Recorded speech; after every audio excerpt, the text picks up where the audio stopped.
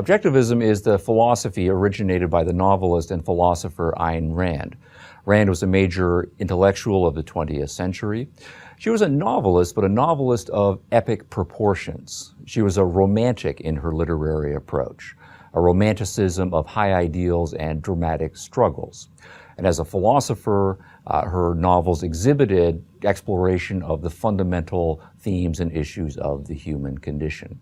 As with any philosopher or novelist who pushes on fundamental issues, Rand is an extraordinarily polarizing thinker of our generation. One measure of Rand's importance is that in the decade after her death in 1982, the United States Library of Congress and the Book of the Month Club jointly polled their many thousands of readers, asking those readers to identify the book that has been most influential upon their thinking.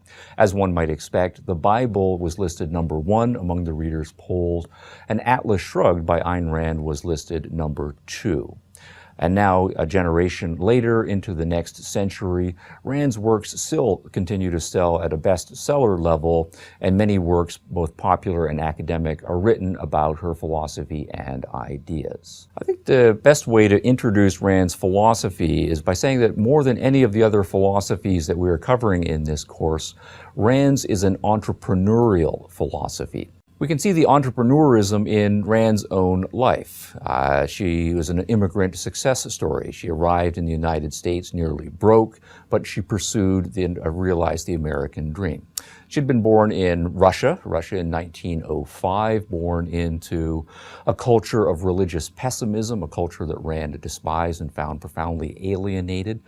Early in her life and university career, she lived through the early days of the Russian Revolution and the Soviet Union's birth, another ideology that Rand despised for its oppressiveness.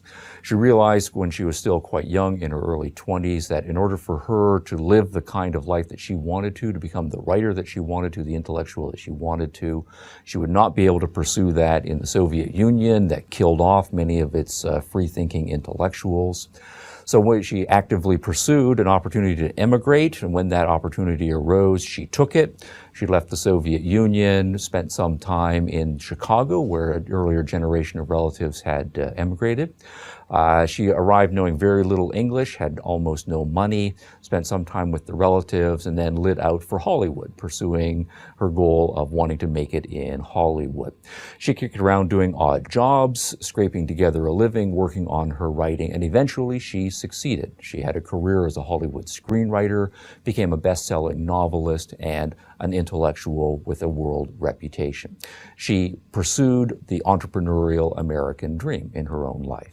We can see the entrepreneurism in her fictional characters. She celebrates entrepreneurs like Hank Rearden, entrepreneurial managers like Dagny Taggart, artists like Richard Halley, hard-nosed engineers and scientists like John Galt and Quentin Daniels, and those who combine hard-nosed engineering with artistic creativity like the architect, Howard Rourke. We can see the entrepreneurism in her admiration for actual historical individuals, such as the technical entrepreneurs of the Industrial Revolution, men such as James Watt and Eli Whitney, who created the new machines that lightened our workloads and mass-produced the goods that we all enjoy.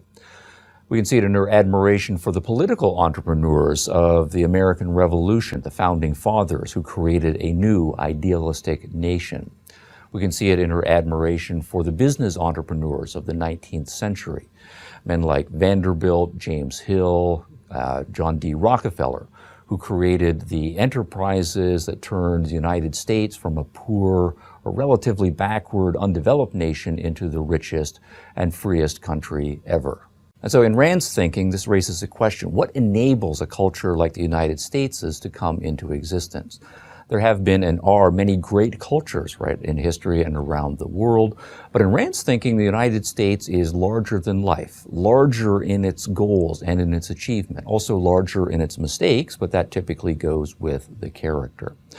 In Rand's reading of history, the United States is the culture that most explicitly and most consistently absorbed and operationalized Enlightenment philosophy. And the philosophy of the Enlightenment is the philosophy that unleashes the entrepreneurial aspiration in all of us. As she put it poetically in one of her works, quote, "Throughout the centuries, there were men who took first steps down new roads armed with nothing but their own vision." As children, most of us feel that about our lives. We dream big, we're curious, we're active, we sense that there's a big world out there just waiting to be explored, and we can't wait to be off seeking our own adventures. Sadly, many of us as adults lose that childlike sense of excitement and adventure about our lives. We, in many cases, have it beaten out of us as children, either literally or figuratively. Or sometimes as adults, too many disappointments pile up. Sometimes they're self-inflicted, sometimes they're inflicted upon us by regimes that are oppressive in nature. But nonetheless, capturing that childhood idealistic entrepreneurial aspiration for what our lives could be is a central aspect of what Rand's philosophy is all about.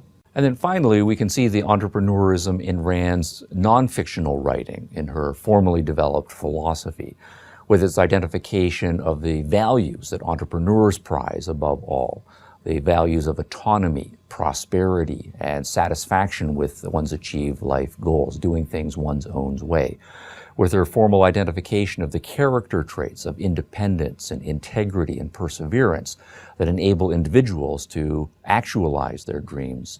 And then in her formal identification of the social conditions, particularly the social condition of freedom and the protection of individual rights that will enable individuals to seek their own dreams and live their lives freely by their own lights. Rand speaks to the individual in each of us. You are unique. You matter. You are special. You can be anything you want to be. The very message that most parents in the modern liberal world strive to inculcate by many means in their own children. The achievement of your happiness is the only moral purpose of your life, and that happiness, not pain or mindless self-indulgence, is the proof of your moral integrity, since it is the proof and the result of your loyalty to the achievement of your values. Consequently, Rand has very harsh words for those who urge individuals to sacrifice themselves, to conform, to obey others, right, or in any way to see themselves as a servant, right, of other people's ideas. Your life is yours, just as every individual's life is yours, and you are an end in yourself to pursue your own dreams, your own goal, your own way, as far as your efforts and ambition will take you. Rand consequently advocates for a fully free society. Society should encourage and institutionalize religious freedom and philosophical freedom, of course, artistic freedom, civic freedom, freedom in one's sporting and leisure activities, and of course, economic freedom. And consistently with her individualism, Rand advocates for a fully free society. Of course, religious and philosophical freedom to believe whatever one wants, free speech to be able to express freely one's ideas in any area of life one so chooses, artistic freedom if one is so inclined, both as a producer and as a consumer, right, of artistic product, sexual and romantic freedom to be able to live that aspect of life according to one's own aspirations, political and civic freedom, freedom in one's leisure activities and sporting activities, and of course, freedom in the economic and business sphere of one's life. Now, in this course in philosophy of education, the question for objectivism on my reading of it will be, what kind of education can prepare young people to live entrepreneurially? What kind of education system, formal schooling and otherwise, can provide children with the knowledge, the skills, and the entrepreneurial character traits that will enable them to live fully individualistic, self-responsible, and free lives? Now, Rand has a hierarchical view of the structure of philosophy. Metaphysical and epistemological issues are most fundamentals. Those need to be integrated with a view of human nature, and on the basis of that, a moral philosophy, a political philosophy, and an aesthetic philosophy, remembering that Rand was herself an artist. Those are consequent to the more fundamental branches. But in connecting Rand's educational philosophy with her underlying philosophy, I want to start with 3 points. One about aesthetics, Rand's romanticism, 1 point about politics, Rand's liberalism, and 1 point about ethics, Rand's advocacy of egoism. We'll flesh those ideas out, connect those to education, and see how, in turn, Rand's more fundamental views in metaphysics and epistemology and human nature then support and drive those later philosophical and educational conclusions. In the introductory section of this lecture on Ayn Rand's Objectivism, we spoke about the entrepreneurism explicit and implicit in her philosophy. I next want to turn more formally to an aesthetic point about Rand's romanticism, a political point about her advocacy of liberalism, and an ethical point about her advocacy of egoism. All of these feed into explicitly her advocacy of a certain approach to education, and they also, I think, are a nice bridge between education and the more fundamental branches of philosophy, that is to say, her views in metaphysics and epistemology, and her understanding of human nature that support these themes, and then ultimately her entrepreneurial approach to life and education. First, in romanticism, Rand, of course, was first a novelist, and in terms of aesthetic theory, her approach to literature is the romantic approach. But romanticism also has a philosophical content to it, and there are 2 themes in Rand's approach that are important here. One is the concept that she calls man worship. And that is the idea that human beings really have awesome potential, right? Each and every one of us, that is to say, if we are born with normal human capacities. And that the fundamental thing is respect and admiration for the potential that every human being has. Now, certainly when we are children and younger people, we have role models and we have heroes that we look up to. Hopefully those are our parents, hopefully those are our teachers. And certainly as we start to get a little bit older, we start to be struck by the awesome things that human beings at their best can accomplish. So if we think, for example, of the great athletes and how they can inspire us with their performance at the Olympic Games, in world championships, in various sports, and so forth, it's almost an aesthetic experience about the awesomeness of human potential that we can get there. Or if we think about the achievements of people in the sciences, people like Isaac Newton and Galileo and Albert Einstein, how those can be exemplars of the awesomeness of human achievement. Or people in engineering, right, or in industrial production, right, or in the arts, the great artists who can transport us, the musicians like Beethoven, Mozart, Tchaikovsky, sculptors like Michelangelo, painters like Leonardo, and so forth. The point is a general point that human beings, all of us, at least in principle, have this great potential, and a fundamental, both aesthetic and philosophical point is a reverence, right, for the potential that human beings have. Rand then says that this becomes an important part of our responsibility, certainly as parents, right, and as teachers, cultivating in students an awareness and a reverence for the human potential. Quote, "The man worshippers, in my sense of the term, are those who see man's highest potential and strive to actualize it, those dedicated to the exaltation of man's self-esteem and the sacredness of his happiness on earth," unquote. Now, the other important concept here is what Rand calls the benevolent universe premise. And this is a slightly metaphorical, right, formulation. The idea here is that the universe, right, or the world or reality is open, right, to human achievement. It's not necessarily to say that the universe is explicitly on our side, right? The universe doesn't take sides. It's indifferent, right, in that sense. But that there's a fit between human capacity and reality, that the universe is open to human beings if they conceptualize their understanding of the world correctly, if they formulate their values well, if they work hard, that they can achieve achieve, right, awesome things in the world, right? The world is open to it in that sense. The contrast concept would be the malevolent universe. Sometimes we can just say there's a difference between people who are optimists and people who are pessimists, but here we're talking about the universe, right, what's out there.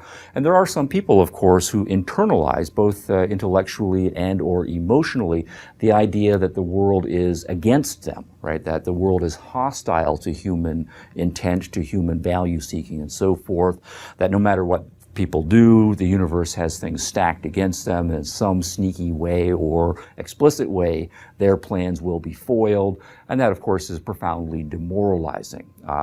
So Rand wants to argue that the proper metaphysically normal attitude toward the universe is to see the universe as being on one's side, so to speak, and internalizing intellectually and emotionally the sense that the world is open to the achievement of your happiness and goals in this world. Quote, "The inability to believe in the power or the triumph of evil. No matter what corruption one observes in one's immediate background, one is unable to accept it as normal, permanent, or metaphysically right. One feels this injustice, or terror, or falsehood, or frustration, or pain, or agony is the exception in life, not the rule. One feels certain that somewhere on earth, even if not anywhere in one's surroundings or within one's reach, a proper human way of life is possible to human beings and justice matters." Unquote. Next, a couple of quick points about Rand's politics. Rand is, broadly speaking, a liberal. And liberalism as a broad political economic system has two components. One part of it is an advocacy of free markets in the economic sphere. And so Rand is an advocate of free market capitalism. And what this means for her is that the fundamental responsibility that each of us has by the time we are adults is to make our own way in the world. And if we think of just the economic component of this, this means that we have the responsibility for making a living, putting a roof over our heads, clothing on our back, and so forth, earning the money or creating the values that we all need as adults in order to be able to achieve our goals in life. It also means then, in addition to being a productive person, respecting other people's productive capacity and dealing with other people on a basis of trade. So other people create value, you create value, and you spot opportunities for exchange, you negotiate, and you work out mutually beneficial transactions. So the point here is that what we need is for people to be free in order to be productive, right, creators of value, and that when we deal with other people, it should be on the basis of voluntary trade. And so an important part then of education, right, both as parents and as formal educators, is teaching students, right, the importance of eventually putting them in a position, right, to become productive people in their own right, so that they're not, so to speak, going to be parasitical, right, on other people, the way thieves and various other types of people try to live off of other people without exchanging in value. The great importance and joy that can come from being a productively creative person, the importance of respecting other people and trading with them instead of trying to manipulate or steal from them, right, in various ways, and then respecting other people's freedoms and, of course, jealously guarding one's own. Quote, "Nothing is given to man on earth. Everything he needs has to be produced. And here man faces his basic alternative. He can survive in only one of two ways: by the independent work of his own mind, or as a parasite fed by the minds of others. The creator originates, the parasite borrows. The creator's concern is the conquest of nature. The parasite's concern is the conquest of men." Now, of course, there are lots of people who don't respect other people's freedoms, who don't try to be very productive, and who are not interested in trading with other people. And so Rand believes there is a proper role for government Government is an institution that has the power of force, right? It makes rules that are backed up by the police, right? Or it tries to protect people's interests by the use of the military. It puts people in prison, right, who are not fit for social living. So government, in contrast to the free market, right, is an institution of compulsion. And so Rand believes that there's a proper form of government if it is devoted to the protection of individual rights, right, that each person has the right to their own life, right? We don't belong to society, we don't belong to the king or a government. Every individual has freedom rights. They should be able to live their life as they see fit. And this applies not only to the economic sphere, but also in their romantic lives or their love lives, in their aesthetic lives, and any other area of life and so forth. We should be able to live freely according to our own rights. Another important right, of course, is property rights. We have to create value and consume value. And so if we have produced something, we've earned some money, we've acquired some property of various sorts, then we should be able to control that property and use it and or consume it on our own terms. And part of the proper function of government is to protect people from those who would damage or destroy or steal other people's properties. So this is the positive point in Rand's political system, that the emphasis should be on teaching people and encouraging people and institutionalizing people being creative, productive, traders and exchangers of value with each other. This is essentially the negative point. It's a proper function of government to stop people who would interfere with people's rights, who try to kill people, enslave them, kidnap them, steal from them, and so forth. So, teaching people as parents and educators proper respect for free production, free productiveness and trade, a proper understanding of individual rights, a jealous guarding of one's own rights, and a respect for the rights of other individuals. That also will be part of the proper responsibility of parents and educators. All right, next point will be a point about ethics. Rand is in a minority tradition in the history of philosophy in being an advocate of ethical egoism. And the formulation here that we'll work from is that egoism, on her account, is a philosophy of rational self-interest. Right? And if we then unpack that, there are three components here. There's rationality, there's the self, there are interests. Those will take us into the more fundamental issues in philosophy. One, of course, is the question then, what is rationality? And this will take us into issues of epistemology. What is the self? We can ask that question. If we're going to define self-interest, so we have to know what the self is, right, that has interests. And that will take us into Rand's account of fundamental issues in human nature. And then the issue of interests, right, what are our interests?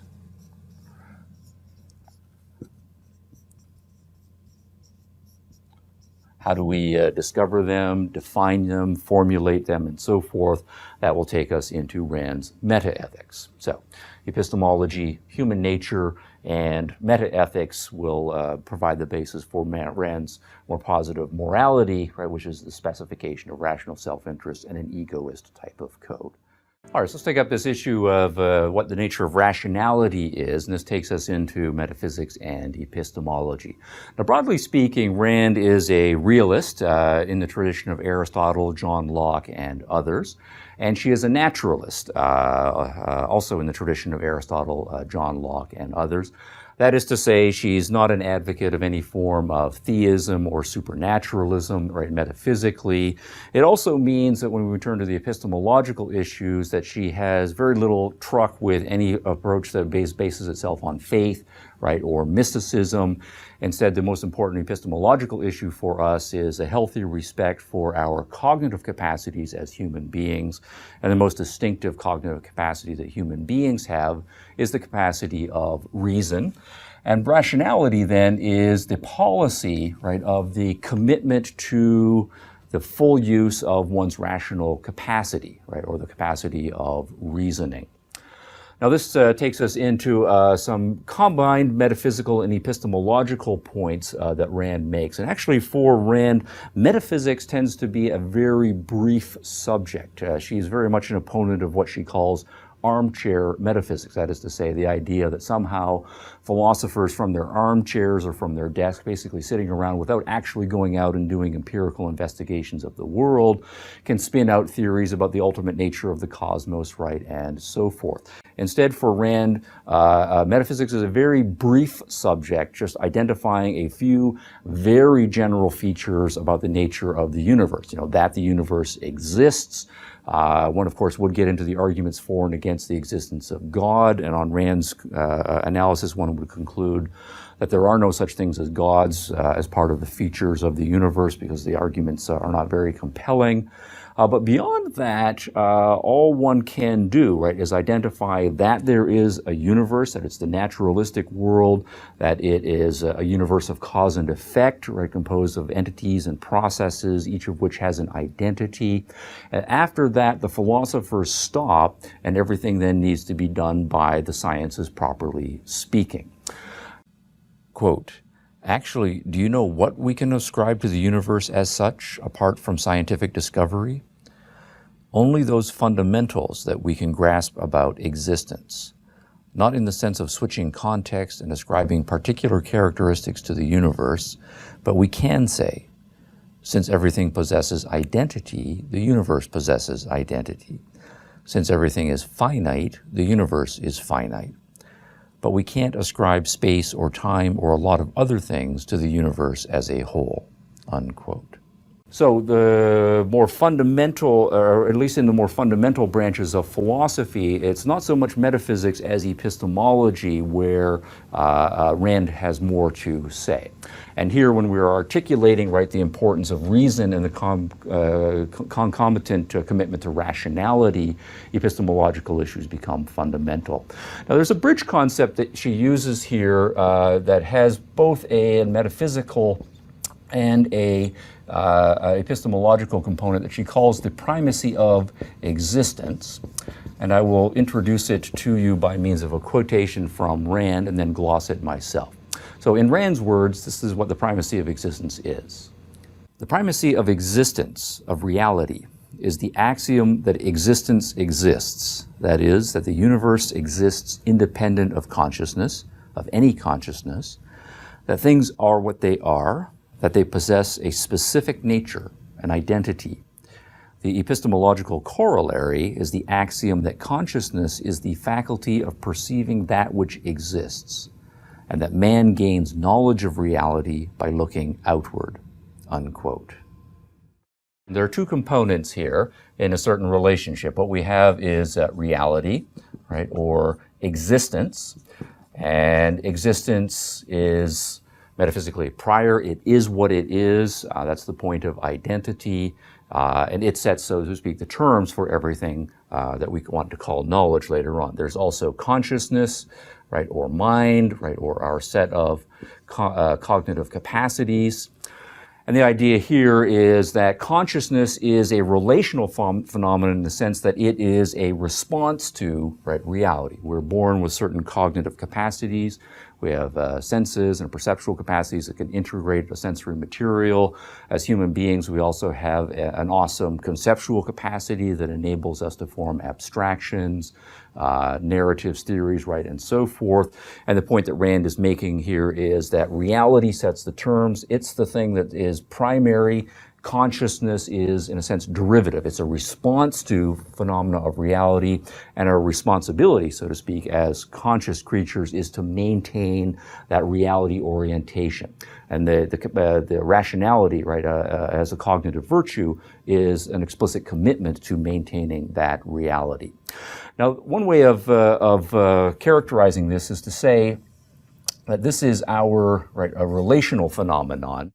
Rand gives the label objectivity, right, to this policy of maintaining the relationship between consciousness and reality, with reality setting the terms. It's not to say that consciousness doesn't have an active role to play in gathering and processing the data about reality, but that consciousness doesn't get to make up the terms, right, so to speak. It is a response or in relation phenomenon to ultimate reality.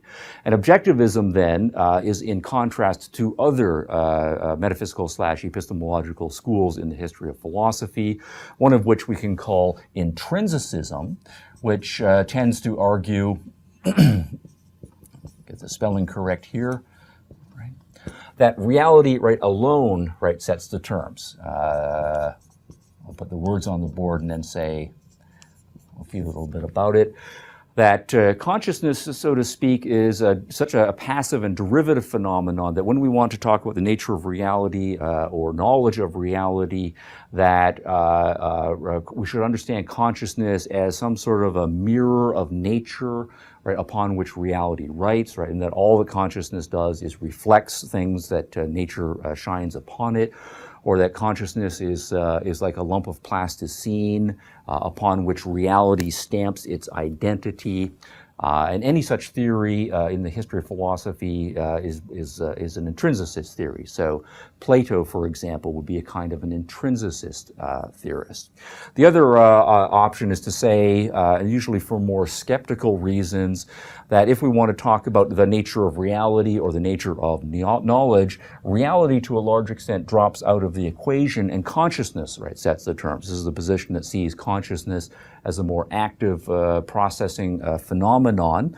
But because of the nature of the active processing, this position tends to see that reality's input is diminished or becomes non-existent, and this position then typically is labeled a kind of subjectivism, right? And so this is, in one respect, a position we can call, right, the mind, right, only position, right? Either that metaphysically what we call reality is a product of our subjective consciousness, right, or that whatever we have in our consciousness, we cannot, from our personal conscious perspective, separate out what we've added from the subjective perspective from what the reality itself has added. And so the resulting phenomenon needs to be seen as a subjective kind of phenomenon. Now, Rand's point is to say that neither reality alone, right, nor subjectivism, right, alone, right, are important. Instead, the important point about knowledge, right, of reality is its objectivity, right? That reality sets the term, but consciousness is an active formulation of gathering the data, manipulating the data in various ways in order to reach kind of conclusions. And as long as that consciousness keeps its reality orientation, objectivity is possible. Of course, we can make all sorts of mistakes, right, in actively processing the data, so the concepts of truth and falsity rather become important here. But if we use our conscious apparatus properly and we learn how to do so, knowledge that is objective knowledge, right, is possible. Just to give a kind of a homey analogy here, I sometimes think of this in terms of grading as a professor. Of course, we take students' work in on a fairly regular basis, and sometimes we talk about the difference between objective grading, right, and subjective grading. And there's three positions here that are possible. Right, the intrinsicist position would be, in some sense, the idea that if I am a professor and I am reading and evaluating a student's work, that in some sense the nature and the feature of the student's work should all by itself impress itself upon my mind. So if, for example, I'm reading a paper and it really is a B+ paper, the B+ness, right, of the paper will kind of its own accord reveal itself to my mind, and I, right, as the conscious professor, merely need to register the B+ quality of the paper and then, right, acknowledge it. So that's going in a more intrinsicist direction. Or sometimes intrinsicists will talk about the values of, say, machine grading as opposed to human grading. And the idea here is that if you take the human being out of it, right, obviously a machine doesn't have consciousness, that in that sense you are getting the intrinsic value of the student's work, right, evaluated. And then a contrast concept, we're all familiar with the concept of subjective grading, right, where the grade that the professor assigns says a whole lot more about the professor and what is going on in his mind, right, as opposed to the actual qualities of the paper. So in this case, the professor, rather than reading the paper, attending to the points that it's making, noticing how the argument, say, is constructed, or how the rhetoric flows, right, or doesn't flow, instead the professor has various biases, preconceptions, right, about the students, right, or disagrees with the content of the paper, and so downgrades the paper, or perhaps, of course, overgrades the paper independently of the actual merits, right, of the paper. And that's what we would call subjective, right, grading. In fact, it's only the mind of the professor that is relevant to the grade rather than the actual reality of the paper's worth. Now, objectivity, right, to draw this analogy then would be to say that the professor, right, as a necessary part of the process here, is assigning a grade, but the professor's commitment is to evaluating the actual qualities, right, of the paper. So he or she reads the paper carefully, attends to the points that are being made, assesses the arguments, right, and so forth. And some papers actually do make points that other papers don't make. Other papers are structured in ways that are different from the way other papers are structured. And so those actual features rather of the paper, the professor is aware of those. And of course, there is an active role for the professor in identifying those points, being clear what the criteria for an A paper, a B paper, a C paper are, and then applying those criteria to the actual features, right, and so forth.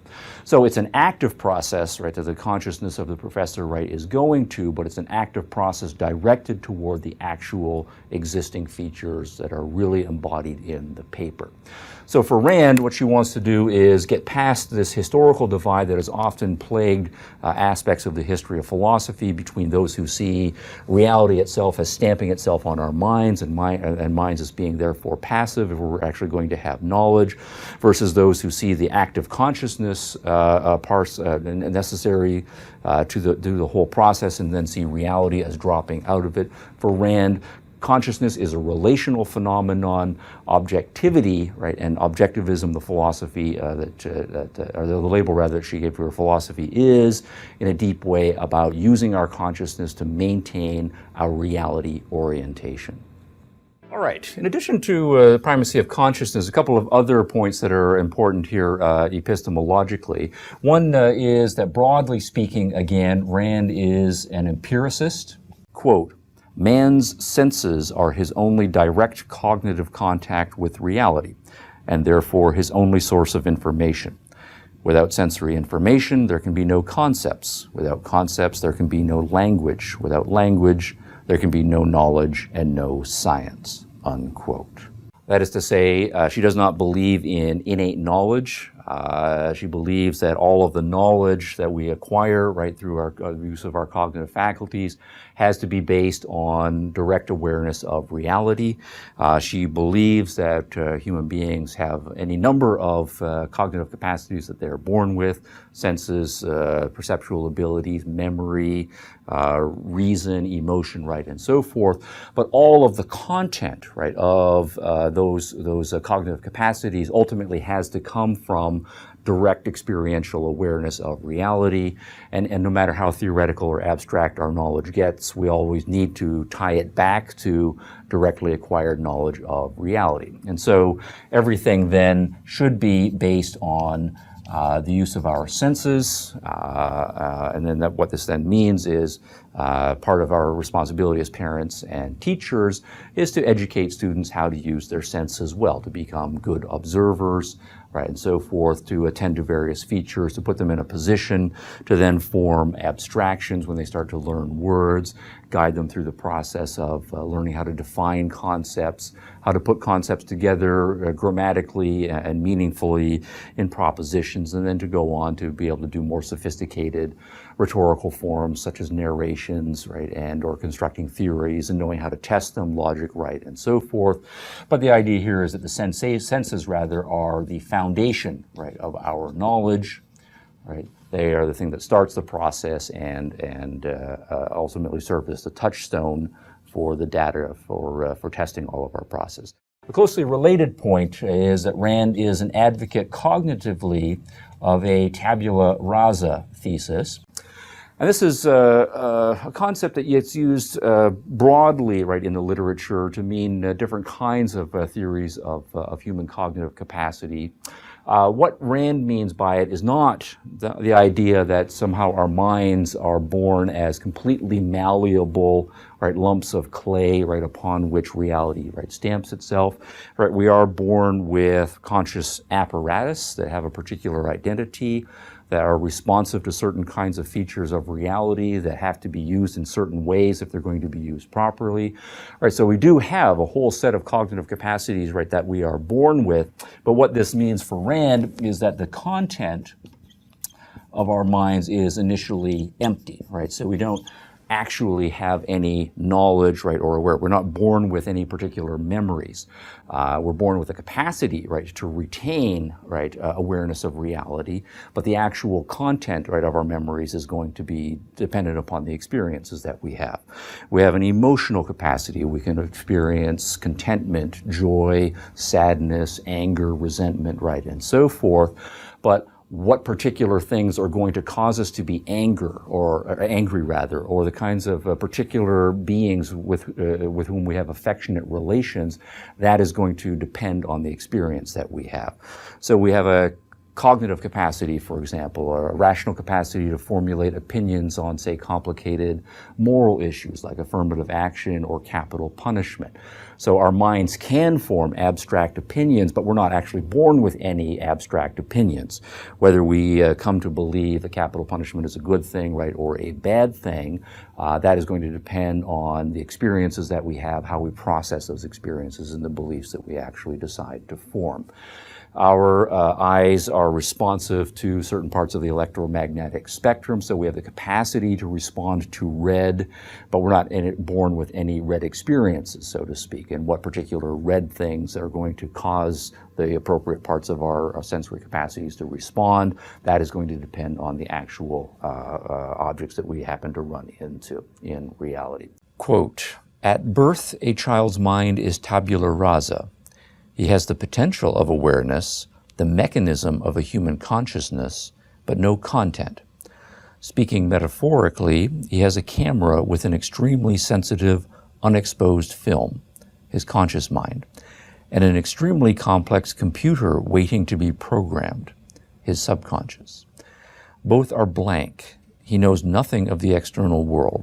He faces an immense chaos which he must learn to perceive by means of the complex mechanism which he must learn to operate," unquote.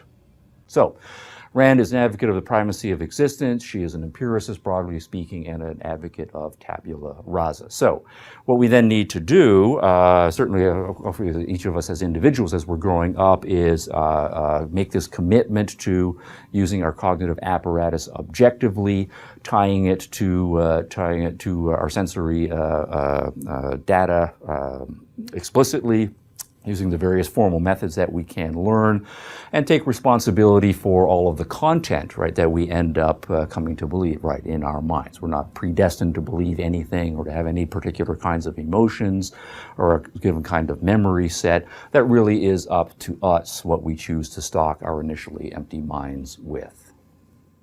To summarize this section, I want to give you one quotation that Rand admired and quoted with some regularity. It's a quotation that comes from Francis Bacon. Francis Bacon, an early modern philosophy, early part of the 17th century, and it captures nicely a point that is very close to what Rand called the primacy of existence point. So the quotation is that nature, right, to be commanded, must be obeyed. Francis Bacon.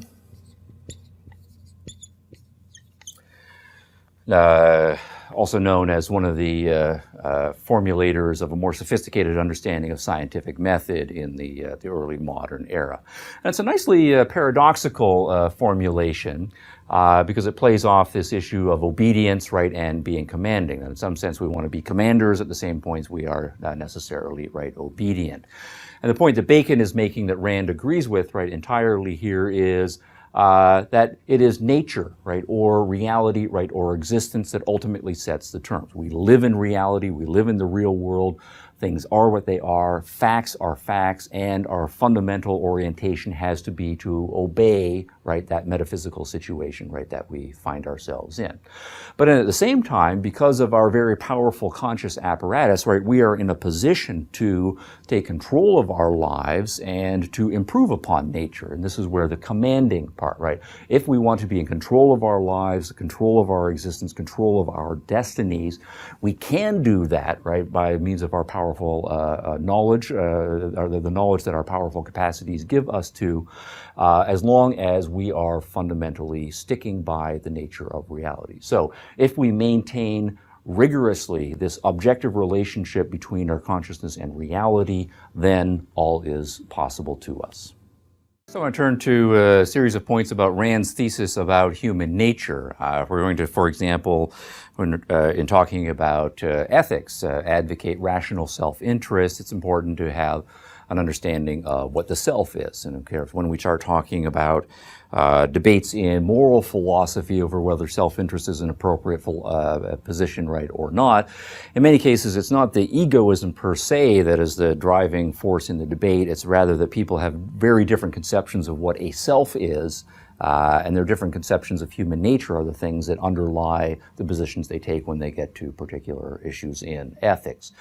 So in the case of Rand, there are four features of the self that are relevant here, and I just want to talk through them fairly briefly. First one is a point that when we're talking about human beings, integration is the operative concept for Rand, that the human being is an integrated entity. Now, when we start analyzing human beings, we notice that they have a body, and they have a mind, right, or various conscious apparatus, right, or they have a physical nature, right, and a psychological nature, right, or they have consciousness and matter. And the point for Rand is that we should understand the human being as an integrated, right, set of capacities, or as a unified, integrated being. And here's a quote in Rand's own words to that effect. Quote, "Man is an indivisible entity, an integrated unit of two attributes, of matter and consciousness, and he may permit no breach between body and mind, between action and thought, between his life and his convictions," unquote. All right, now what this tells us is that in Rand's language, that Rand's view of human nature is that she is neither a dualist, right, that dualists being those who see body and mind as two different kinds of things that may or may not work together, may or may not have the same kind of agenda. So rather than any sort of a dualistic account, Rand sees the human being's mind and body as necessarily integrated, and against any form of reductive materialism. Reductive materialists, a certain view of what it is to be scientific and naturalistic in the modern world, find it very difficult to understand consciousness or the psychological side of our natures, and so their theories tend toward dismissing any role for the mind or consciousness, and we see that, for example, in behaviorism. Instead, for Rand, mind is cognitively powerful. It is a real phenomenon. It has causal efficacy, so it can't be dismissed the way realists do. On the other hand, we do need to understand it as dependent upon and fundamentally integrated with the body. There's no possible separation of mind from reality. What this also then means is that when we talk about human beings living in the world, of course, our minds are more theoretical, coming up with abstractions, but for Rand, the important point is always going to be that our theories, thoughts, abstractions, and so forth should be action-oriented, right? They are things that physically we should live on. So we're not going to have any divides between the theoretical, right, and the practical. We need to integrate the theoretical and the practical.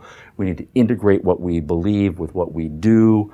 And that is just aspects of the more general point that we are a unified, or we should be an integrated mind-body entity. All right, a second point here is that Rand is an advocate of volition, or sometimes more colloquially called a position, that is free will. So she is not a determinist, of any sort. We're not a product of our genes, or we're not just a biological package that just automatically works its way out, say the way a plant does, or the way that most animal species do. We do have the capacity to make choices, to be moral agents responsible for the choices and the actions, that we engage in. Neither are we products of the environment. We're just lumps of plasticine molded and shaped by our environmental forces. And so that when we grow up, we can't be held responsible for how we were raised, and so it comes with what we do. Nor are we puppets in the hands of a god, any sort of divine omnipotence that typically argues that human beings are merely puppets in the hands of divine forces and so forth. Instead, Rand argues that, and it is our rational capacity for her, that we have this capacity to focus our minds or not focus our minds, and then depending on whether we choose to keep our minds in focus and to follow through on on the things that our mind is focusing on with our bodies, with our physical capacities. That is a real capacity. It's not any sort of breach of cause and effect. Instead, given the psychological and physical nature of human beings, in Rand's view, a new kind of causal capacity has come into existence, a self-regulatory, abstract capacity that we call human reason. That there are many types of cause and effect relations in the world. When life comes into existence, life is not necessarily just reducible to underlying chemicals. We start to talk about biological cause and effect. When conscious beings come into existence, evolutionary speaking, new forms of causal powers come into existence. When conceptual psychological beings like ourselves come into existence, other forms of causality come into existence rather, and volition, the capacity of cognitive self-regulation is one good way of putting it, or that is to say the ability to control our rational capacity, to focus on this or that, to take a given datum in our mind and to act on it. That is a legitimate causal factor. All right, the third point.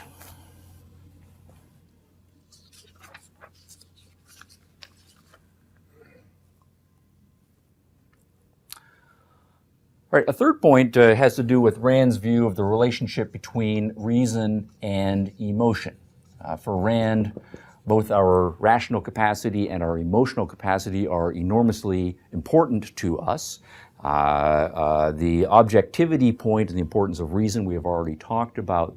But when we start to get to her ethical theories, her political theories, and her aesthetic theories, the importance of the pursuit of happiness, and being able to live a life that we enjoy, to do the things in our life that give us deep and immense satisfaction, all of these are important points of it. And certainly in the Romanticism, that exaltation, that exalted sense of human potential, and to feel it as much as possible in one's own life is an important part of her overall philosophy. So that we have a very rich and powerful emotional capacity is of crucial importance to Rand's theory as well.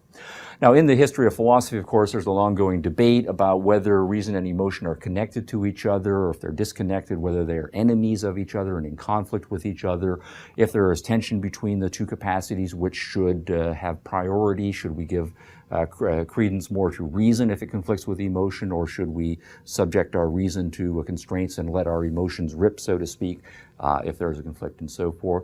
Now, as part of Rand's general point, Rand wants to argue that reason and emotion can and should be harmoniously integrated faculties, that we're not born in any dualistic fashion with two sides to our nature, the emotional side and the rational side, and that they have different agendas and conflict with each other. They are and can be integrated with each other, and that in her judgment it is reason that is in the driver's seat in initially programming our emotions. So we have an emotional capacity, But the emotional capacity does not have a life of its own. What we come to have particularized feelings for, right? We have affection for this person, or we have anger toward this person, or we have fear of this dog, right, and so forth. All of those emotions, right, are programmed by the thoughts and value judgments that our reason, right, comes up with. So reason, she argues, in the long term is the driver of emotions. Of course, what can happen is that you can have certain experiences and reach certain conclusions at one point in your life and come characteristically to have certain kinds of emotions.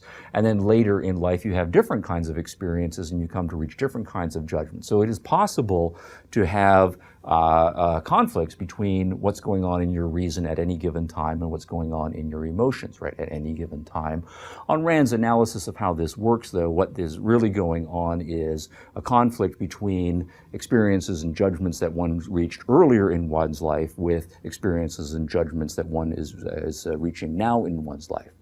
Now, when that happened, Rand argues that since reason is the thing that has the most direct connection to reality, right? It's the thing that we can inspect directly, we can verify its conclusions, we can do the experiments and so forth.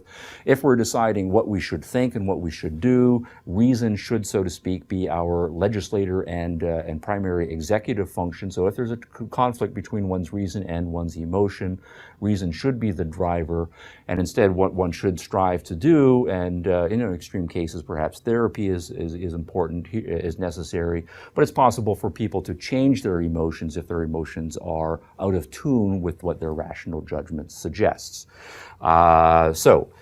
Striving for an integration between reason and emotion and getting those two to work harmoniously are important features of Rand's philosophy.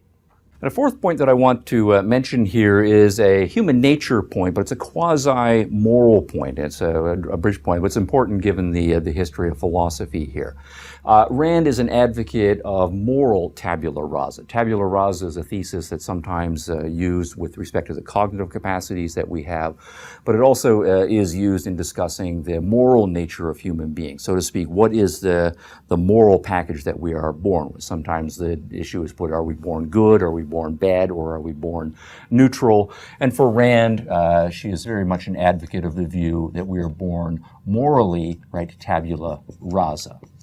We're not born with any particular beliefs. We're not born with any habits of action. We're not born with an emotional preset. Instead, we acquire all of these things. What we're born with is rational capacity, emotional capacity, a capacity to form certain actions habitually, and of course, always because of free will, to act in a particular way, to change our habits if we so to speak. And so it's not that we are born, right, preset right, one way, right, or another. Instead, we are responsible for the beliefs that we come to acquire, the actions that we require to do, because we start from a neutral standpoint. Quote, "Man is a being of self-made soul," unquote. So in this case here, Rand is a strong opponent, right, of any sort of very pessimistic thesis about human nature, such as we see in Plato's myth of Gyges, or in the Hebrew scriptures and its doctrine, right, of original sin. Both of them argue that human beings are born with certain capacities that are both self-destructive and other-destructive, and it's almost impossible or very difficult for human beings to control themselves. Rand disagrees entirely, right, with that assessment. We're not born preset with any instincts that are destructive, or any thoughts that are destructive, or habits of action and so forth that are destructive. Also, she disagrees with the other side of the equation that argues that human beings are born kind of with automatic goodness in them, and so to speak, just left to its own devices, a baby will grow up to have good thoughts, good actions, right, and so forth. For Rand, thoughts and actions are things that we have to choose to acquire and choose to act upon, and they are all acquired from a tabula rasa basis. Quote, "No one is born with any kind of talent, and therefore every skill has to be acquired. Writers are made, not born. To be exact, writers are self-made," unquote.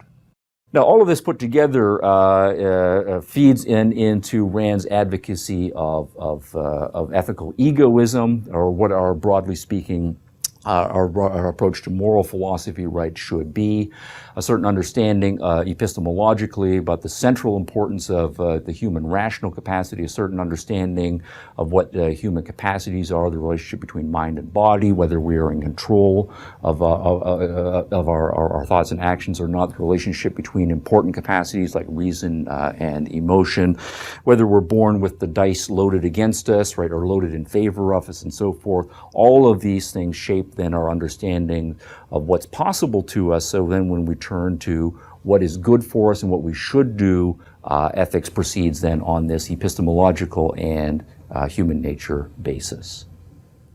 All right, now for Rand's ethics, advocacy of an ethics of rational self-interest.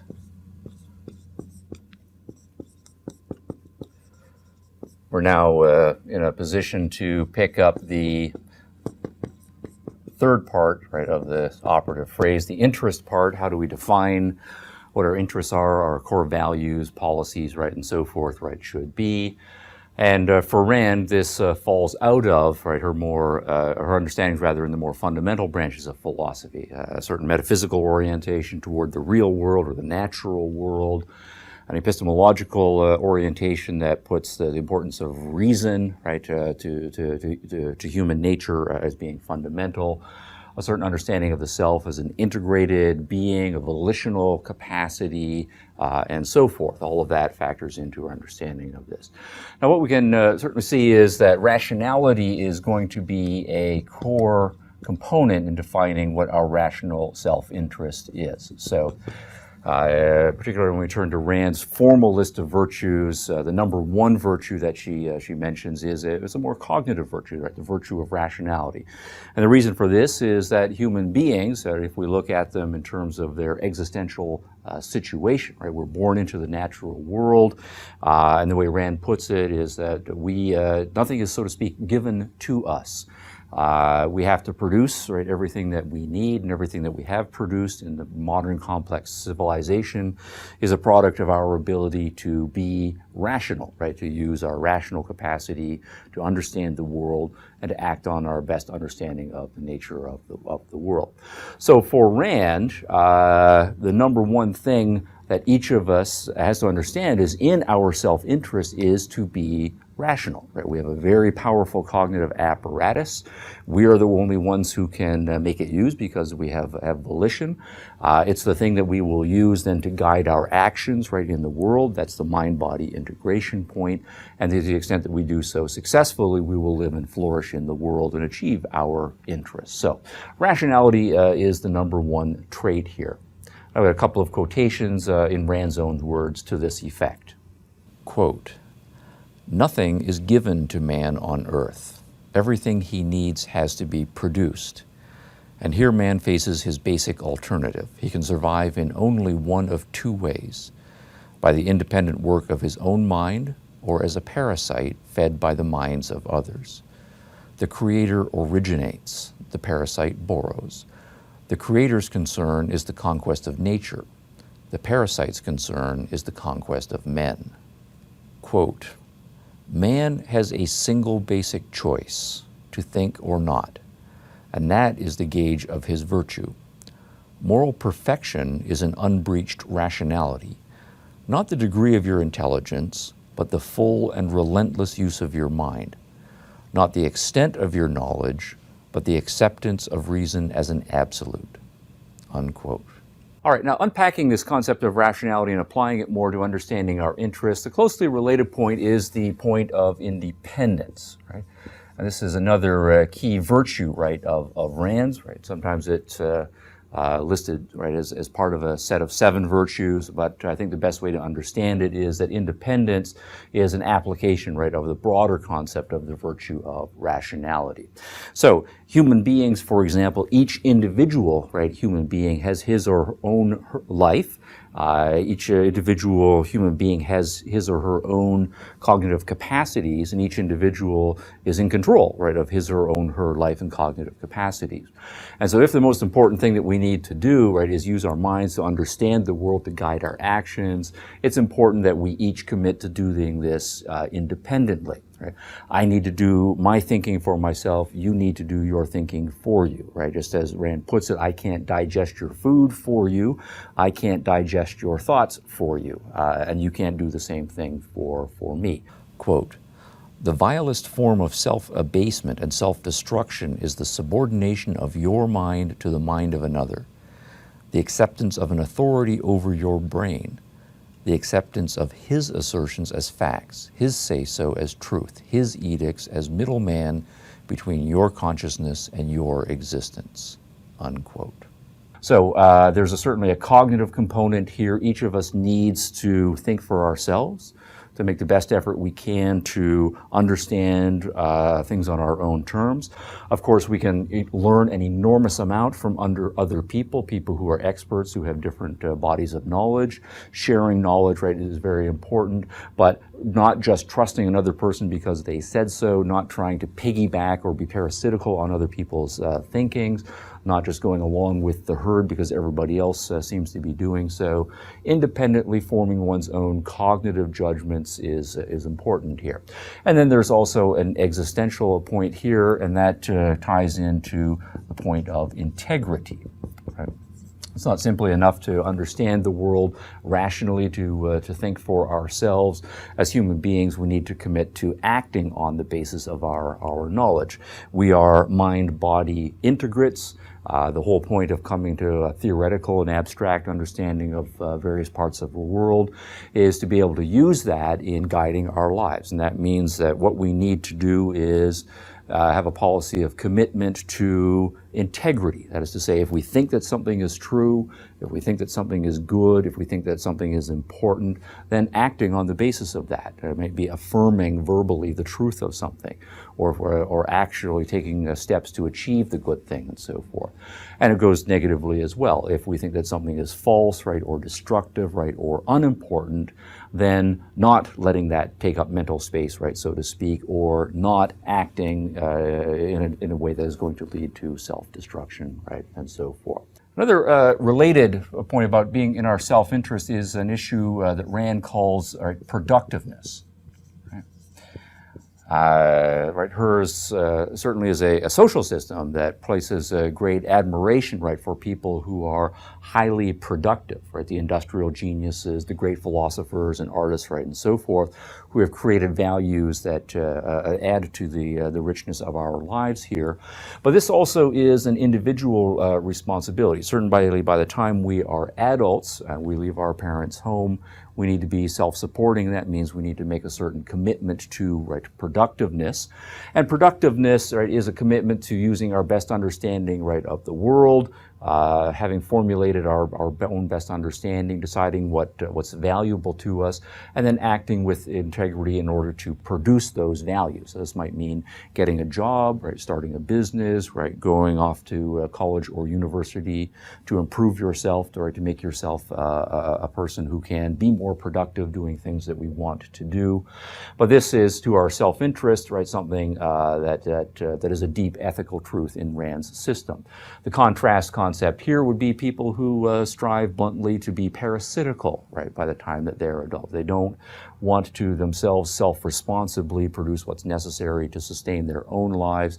Instead, they want other people to accept that responsibility, and then they're going to try to con them or cheat them or defraud them in some way out of their productiveness. All right, one more point. I won't go through the list of all 7 here, but one that ties in nicely to the social points that we want to make fairly quickly is a point about justice. Right? For Rand, justice is an intensely self-interested virtue. Right? For her, there's great value to be gained from social living. Other people know things that we don't know, so we can learn from them. Other people have produced things that we can trade with them for that will improve our lives and so forth. Other people are a source of pleasures in all sorts of ways, in our friendships, in our romantic interests, when we have children, right, and so forth. But for those social relationships to be valuable to us, to be part of a happy and fulfilled life, one of the policies that we need to commit to is a policy of justice, and that is to treat oneself and treat other people according to their merits. And so to one's self-interest, part of rationality then is judging, right, other people. So if we think, for example, say in a business transaction, suppose we do have two people who have been independently productive, right? I've grown some food, say I've grown some wheat, you've raised some chickens. We each of us then see an opportunity to trade with each other, and we make judgments independently about what the appropriate transaction amount would be.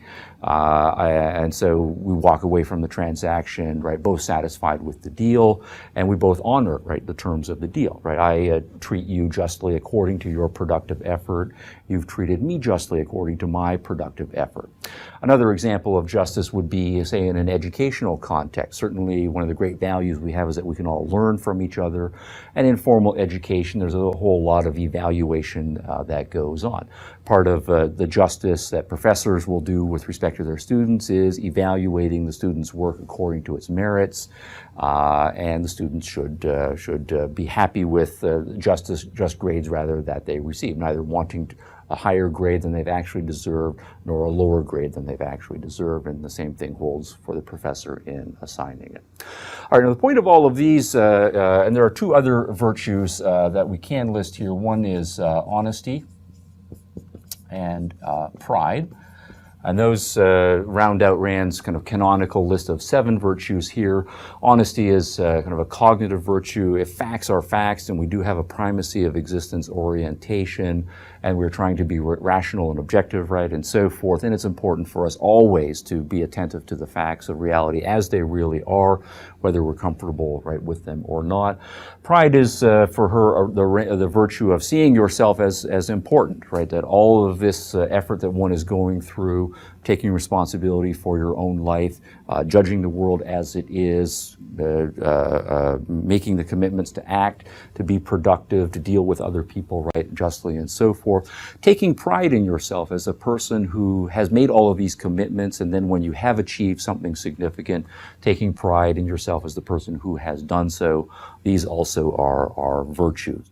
So when we're talking about Rand's advocacy of rational self-interest, a person who makes these virtue commitments is the kind of person who is acting in his or her self-interest. And then by contrast, people who are fundamentally dependent, right, as adults, or people who are hypocrites, right, or people who are committed not to being productive, right, and so forth, are not acting in their self-interest. Instead, they're being deeply destructive, right, of their own self-interest. So what we have in Rand's theory of self-interest is a theory that is very optimistic, right, about human potential, and it's also socially a win-win understanding of self-interest, right? Sometimes this is put in her provocative formulation to say that among human beings, right, particularly in contrast to more pessimistic understandings of human nature, there are no conflicts of interest, right, between people who are rationally self-interested, right? It's to my self-interest that you be as rational, as independent, as being a person of as much integrity and productive, right, as possible. Right, your doing so is not in conflict with my doing so. Instead, your doing so is more likely than to lead you to be the kind of person with whom I can trade, with whom I can be friends, right, and so forth. And my being a rational, productive person and so forth, of great integrity, honesty, right, and so forth, means that I'm more likely than to be the kind of person with whom you can have productive trading relations and be friends, right, and so forth. All right, now I want to formalize this in a chart that contrasts Rand's account of egoism, right? She is, broadly speaking, in her advocacy of rational self-interest, advocating a type of egoism. It's very much true to the original spirit of kind of Aristotelian eudaimonism. But I want to put it in contrast to other codes of ethics that are also prevalent in the contemporary world. So I'm going to construct a chart here that will be a 3x4 chart, and let's put egoism, right, as one cell. And I want to contrast it to altruism. One of the striking things about Rand's moral philosophy is the vehemence of her opposition to altruism, and then a third theory, predation. And sometimes in the history of philosophy, the debate between moral codes is couched in terms of a debate between altruism and predatory, right, forms of acting. But there is, in the history of philosophy, an important third distinction that we're going to call the egoist position here. Now, if we're talking about characterizing codes of action, since we are conscious beings, what we do is consciously formulate, right, policies in various aspects of our life. We're trying to, since we're complex, say what's the appropriate policy to deal with all of the complexity and so forth. And one of the things that we attend to, right, as moral beings is the intent, right, of an action. So people do something, we say that it's good or bad, right, and so forth, but one of the things that makes an action good or bad is the intent that is behind it. Why did the person do it? What was motivating? What thoughts were they have? What were they trying to accomplish, right, and so forth. We also then will look at the action that is characteristically engaged in. We formulate policies of action. We should characteristically act this way as opposed to that way. We should strive in ourselves to formulate certain habits, right, of action. So what kinds of actions, right, characteristically are the right kinds? The action is often usually a means to an end. We evaluate the consequences of actions. So the results of actions. So we have a certain intent in mind, we perform a certain action, and that consequence has, right, certain consequences. But consequences are typically complex because consequences are typically visited upon the person, right, who engaged in the action. What is the consequence of the action to myself? And we also will look at, particularly in clearly social context, the consequences of our actions to others. Right? So, for example, if we take a standard example, I go to a grocery store, I put some items in my cart, I go to the cash register, and then I give the person at the cash register some money. They give me a receipt, and I then take the food items out to my vehicle and take them home. All right, so why did I do that? Right? What was the action, right, that I engaged in? We described the various actions that are constituent of the overall process we call action. At the terminus of the action, what is the end of this transaction? What's the effect of my having gone shopping on me? And what's the effect of my having gone shopping on, say, the grocer or the people who own the grocery store? What's the effect on them? So those are four, right, important dimensions. What egoists will argue is that proper motivation, right, or intent is, right, self-interested. Right, my life is mine, right, your life is yours. We all have our particular interests in living our lives, right, a certain way. And so it's proper that we act, right, guided by the intent of achieving our various self-interests. What we should do when we're engaged in actions is engage in actions that are productive, right, of value, or creative, right? We are value creators, or we are producers, right, of values. And we should engage in actions that are, right, beneficial, right, improve our situation, right? As a result of the action, we're better off than they otherwise would be. If we're talking in a monetary context, it might be actions that are profitable, measured monetarily. And then with respect to other people, right, we should be engaging in actions that mutually respect their self-interest and so are mutually beneficial to them, right? And or if the person is not affected at all, right, just leaves them, right, neutral. So let me give you two examples. One, we'll just quickly revisit the grocery store example. In that case, I'm going to the grocery store because I need to eat, right? And also the people in my family, right, whom I value, they also need to eat. And so their eating is part of my broader self-interest here. But to keep it simple, suppose I were a single person, my goal here is to get food for me to eat. I have been a productive person, so I've got some money, right? And so I go to the grocery store and I give them money. As a result of that, I walk away, right, with a certain amount of food that's beneficial to me. It's a net benefit to me because I would rather have the food than that amount of money. So I've given up the money, but the net benefit, or the net consequence rather, is benefit here. And then also the person with whom I transacted, right, has made a profit. In this case, the owner of the grocery store would rather have my money, right, than have that food sitting on his or her shelf. So that person has benefited here. Now this is then an example of what Rand would say is a morally, right, ideal, right, nexus, right, that we should strive for. And that egoism, right, is a matter of self-interested individuals being productive and then engaging in actions that benefit themselves to the extent that those actions involve interacting with other people. It's on a mutually beneficial basis, right?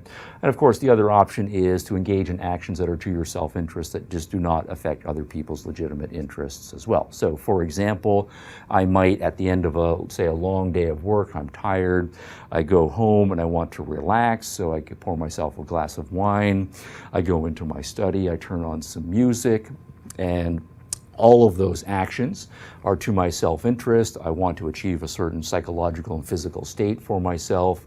I've engaged in the action, I've created my study, I've brought the food home, or I've put the music on, and the end result of my doing so is very beneficial to me. I enjoy the experience very much, but what's the effect of my listening to music in my study on you? Well, you're not affected by it. It leaves you neutral. My achieving my self-interest does not affect any of your legitimate interests.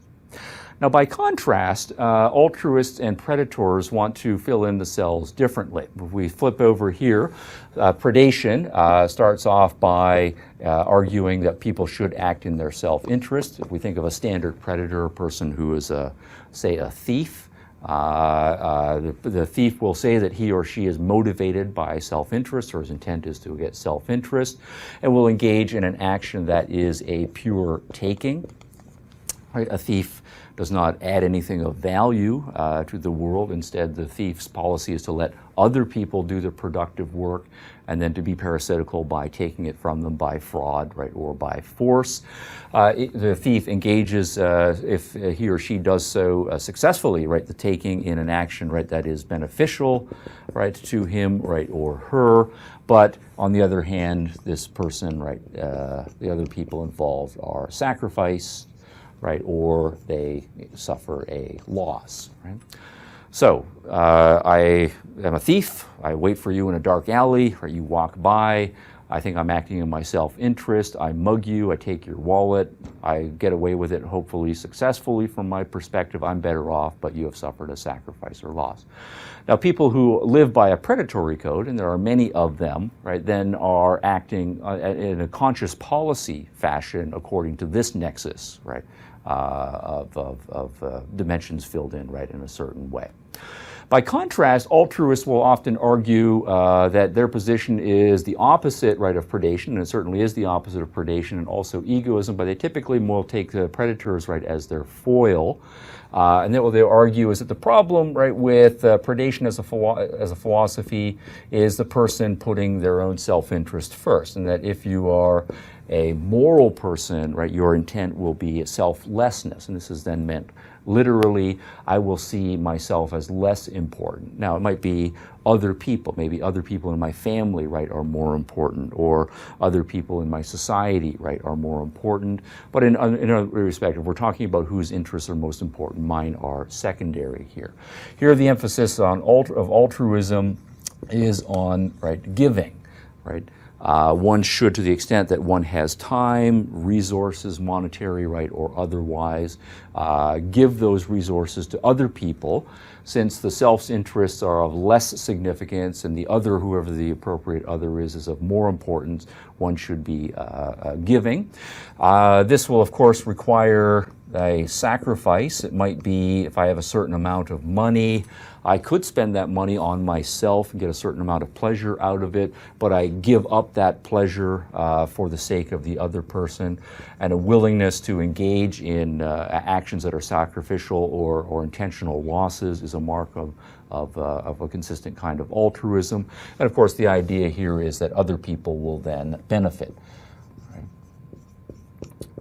And so selfless, right, giving, and it's got to be a giving that is a sacrifice, right, for the benefit of others, is a characteristic type of altruism. Now, the point that Rand wants to make is that in many cases, when we look at the history of philosophy, there's a debate between whether one should be selfish, right, in the colloquial sense, and selfish is often then taken to mean living a predatory life in some degree or other, or whether selfishness is wrong and that the alternative then is, in principle, not to be self-interested, instead to act altruistically.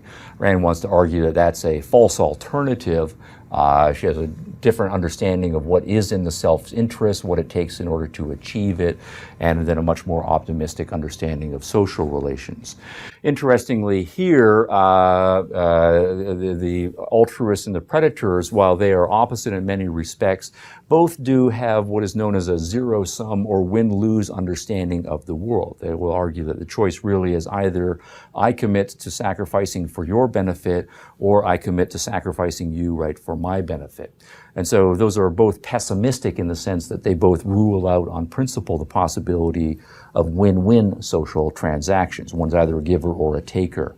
On Rand's system, because she sees people as rational, productive people, she sees the possibility of beneficial, mutually beneficial, win-win social transactions as built into the nature of human dynamic. So as a matter of moral policy, Rand will argue for this position, and argue that both of these positions are immoral, right, in various degrees. This position obviously is immoral because you're sacrificing other people, right, against their will. You're not respecting their rights to live by their own lives. You're not respecting justly the value that they have added. Instead, you are living as a parasite on them.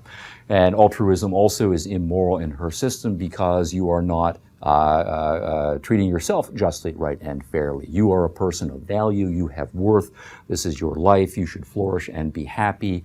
And any moral system that says the important thing for you to do is to sacrifice, right, your life, sacrifice your happiness, sacrifice the things that will be of value to you is, in principle, an immoral system. So rational self-interest, or shortened to egoism, is the moral philosophy. Now what this then will mean for us as parents, right, and educators is, as part of our moral education, in addition to the cognitive education, is to teach children, right, a proper sense of pride, right, to teach them the importance of honesty, keeping that reality-oriented, being committed to facts as important, to teach them that it's important for them to learn, right, as much as possible, to exercise their minds and develop their minds with the knowledge and understandings as much as they possible, that it's important for children to think for themselves, to act with integrity, to become productive people who treat themselves and other people justly. That is going to be a foundational part of moral education and a broader educational system as such.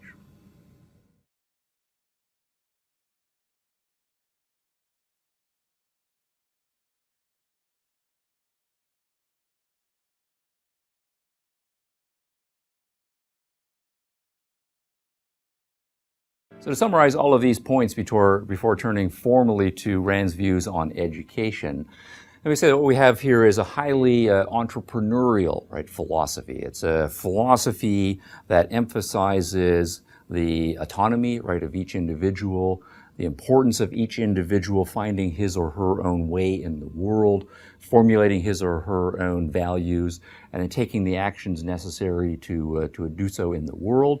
And also, as with entrepreneurial philosophies, an emphasis on the creative potential of human beings, their productive power, the argument being that that is something that's enormously beneficial and a source of pride to each of us as an individual, but also something that is socially win-win, right? To the extent that we have an entrepreneurial culture, interesting, cool, productive, valuable things happen from which we all benefit.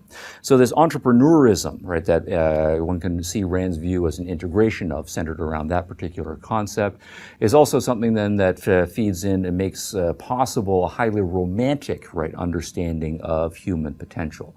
The idea that each of us can live our lives as we want, that if we put ourselves to it, we can succeed. We can put together happy, fruitful, even fulfilling and even thrilling lives, right, fairly consistently, and that together we can create a culture that enables us to admire, right, other human beings and their achievements and benefit from them both materially and aesthetically and psychologically.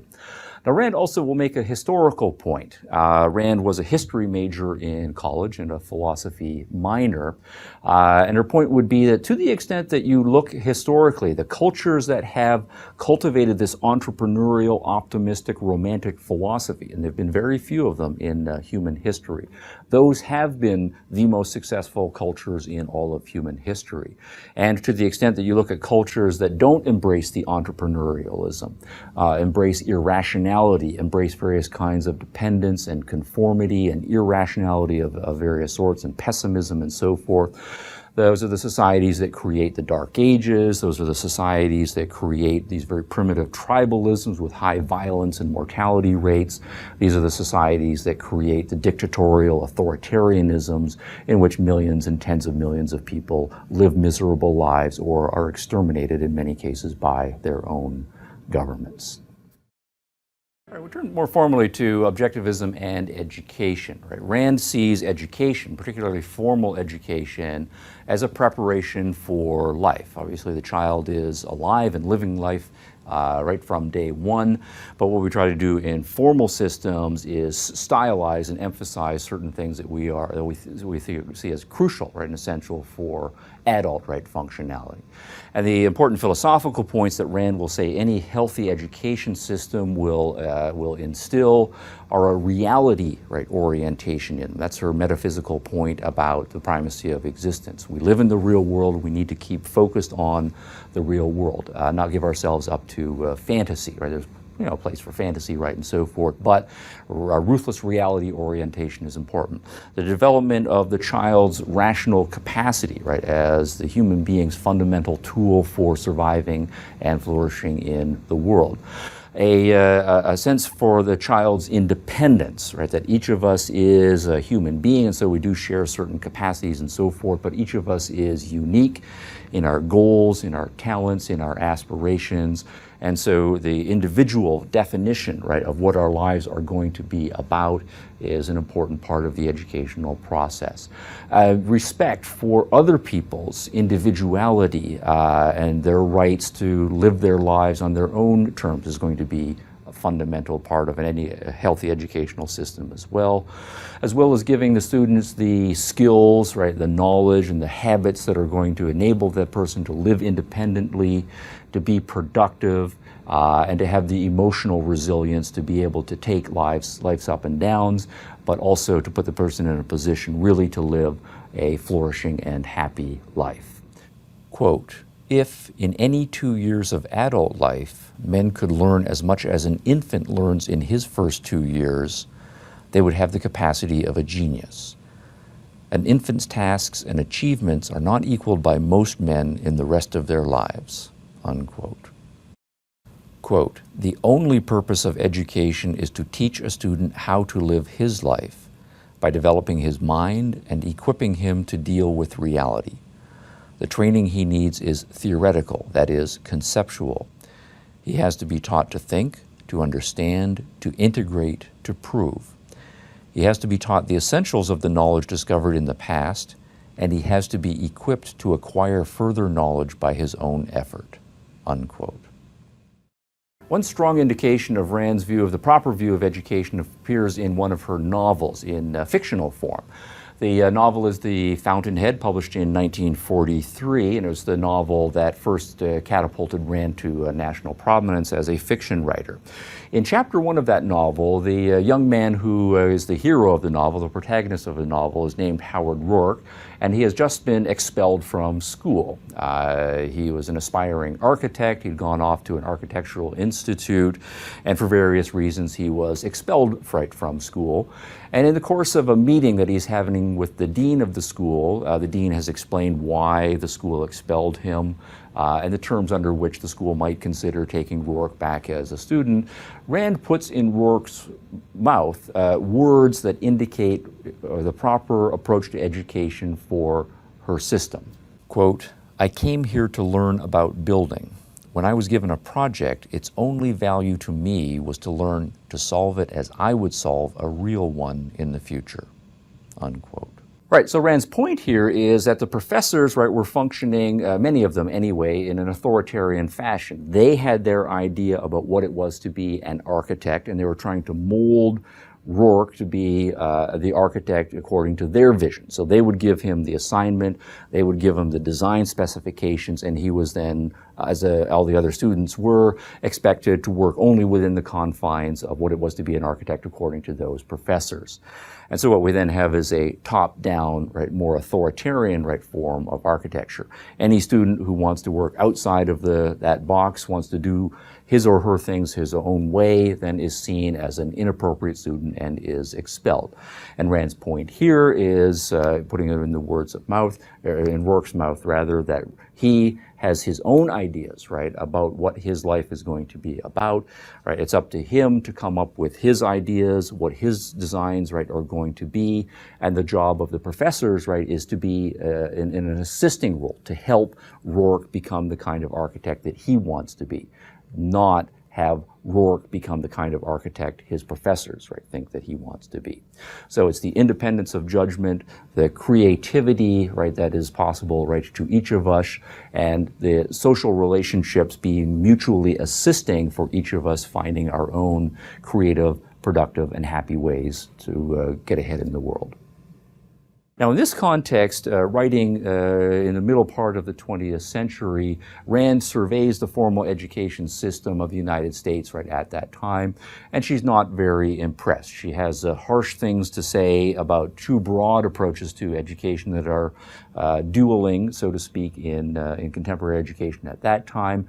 There are the many traditional forms of education where students are put in straight rows, the teacher is the authority, the teacher expects obedience, the teacher lays out a certain amount of stuff, the students are supposed to absorb that and regurgitate it on tests and so forth. Rand has a great deal of hostility toward that form of education. It's largely dehumanizing. It doesn't treat the students, right, as individuals, right, with their own interests, their own pace of learning, and it's not self-directed. And of course, it instills a kind of political authoritarianism in the social structure of the classroom. So that is inappropriate. At the same time, she is critical of broadly progressive, right, forms of education at the time. Many of those de-emphasize cognitive training of students and instead emphasize socializing, putting students in groups, emphasizing conformity, getting along with the group, compromise, right, and so forth. The idea that there aren't really necessarily right answers, instead that we should proceed on the notion of group consensus and so forth. Kind of a strong, radicalized version of a pragmatism that had a great deal of currency in the middle part of the 20th century. Rand is opposed to that form of education, right, on the grounds that it is not individualistic, right, that it puts the group, right, over the individual. It tends to de-emphasize the notion of truth and objectivity in the favor rather of a kind of social subjectivity, whereas for Rand, objectivity and the respect for facts being facts has to be fundamental rather to any healthy form of education. Quote, "The Academia Jet Set Coalition is attempting to tame the American character by the deliberate breeding of helplessness and resignation in those incubators of lethargy known as progressive schools, which are dedicated to the task of crippling a child's mind by arresting his cognitive development. It appears, however, that the progressive rich will be the first victims of their own special theories.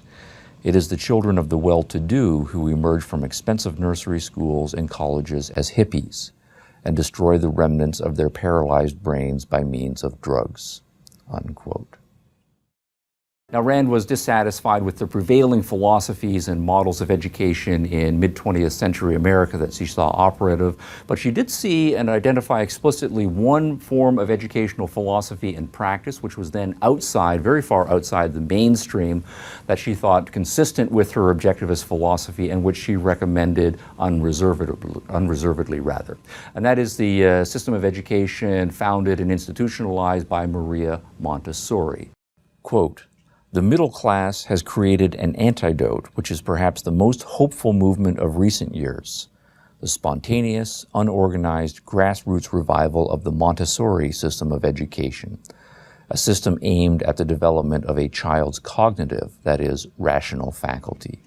Maria Montessori was late 19th century on through 20th century Italian educator. Actually, she first trained as a medical doctor, and as a result of her efforts, she had put into place an educational system of philosophy that had spread throughout Europe and the United States in a more grassroots fashion. Rand read about it, saw the similarities, and there are very strong similarities between Montessori philosophy and Objectivist philosophy, and saw Montessori as the best to-date actualization of Objectivist philosophy in practice. So let's turn now to Montessori education and notice what it is on its own term as well as the connections to Objectivism.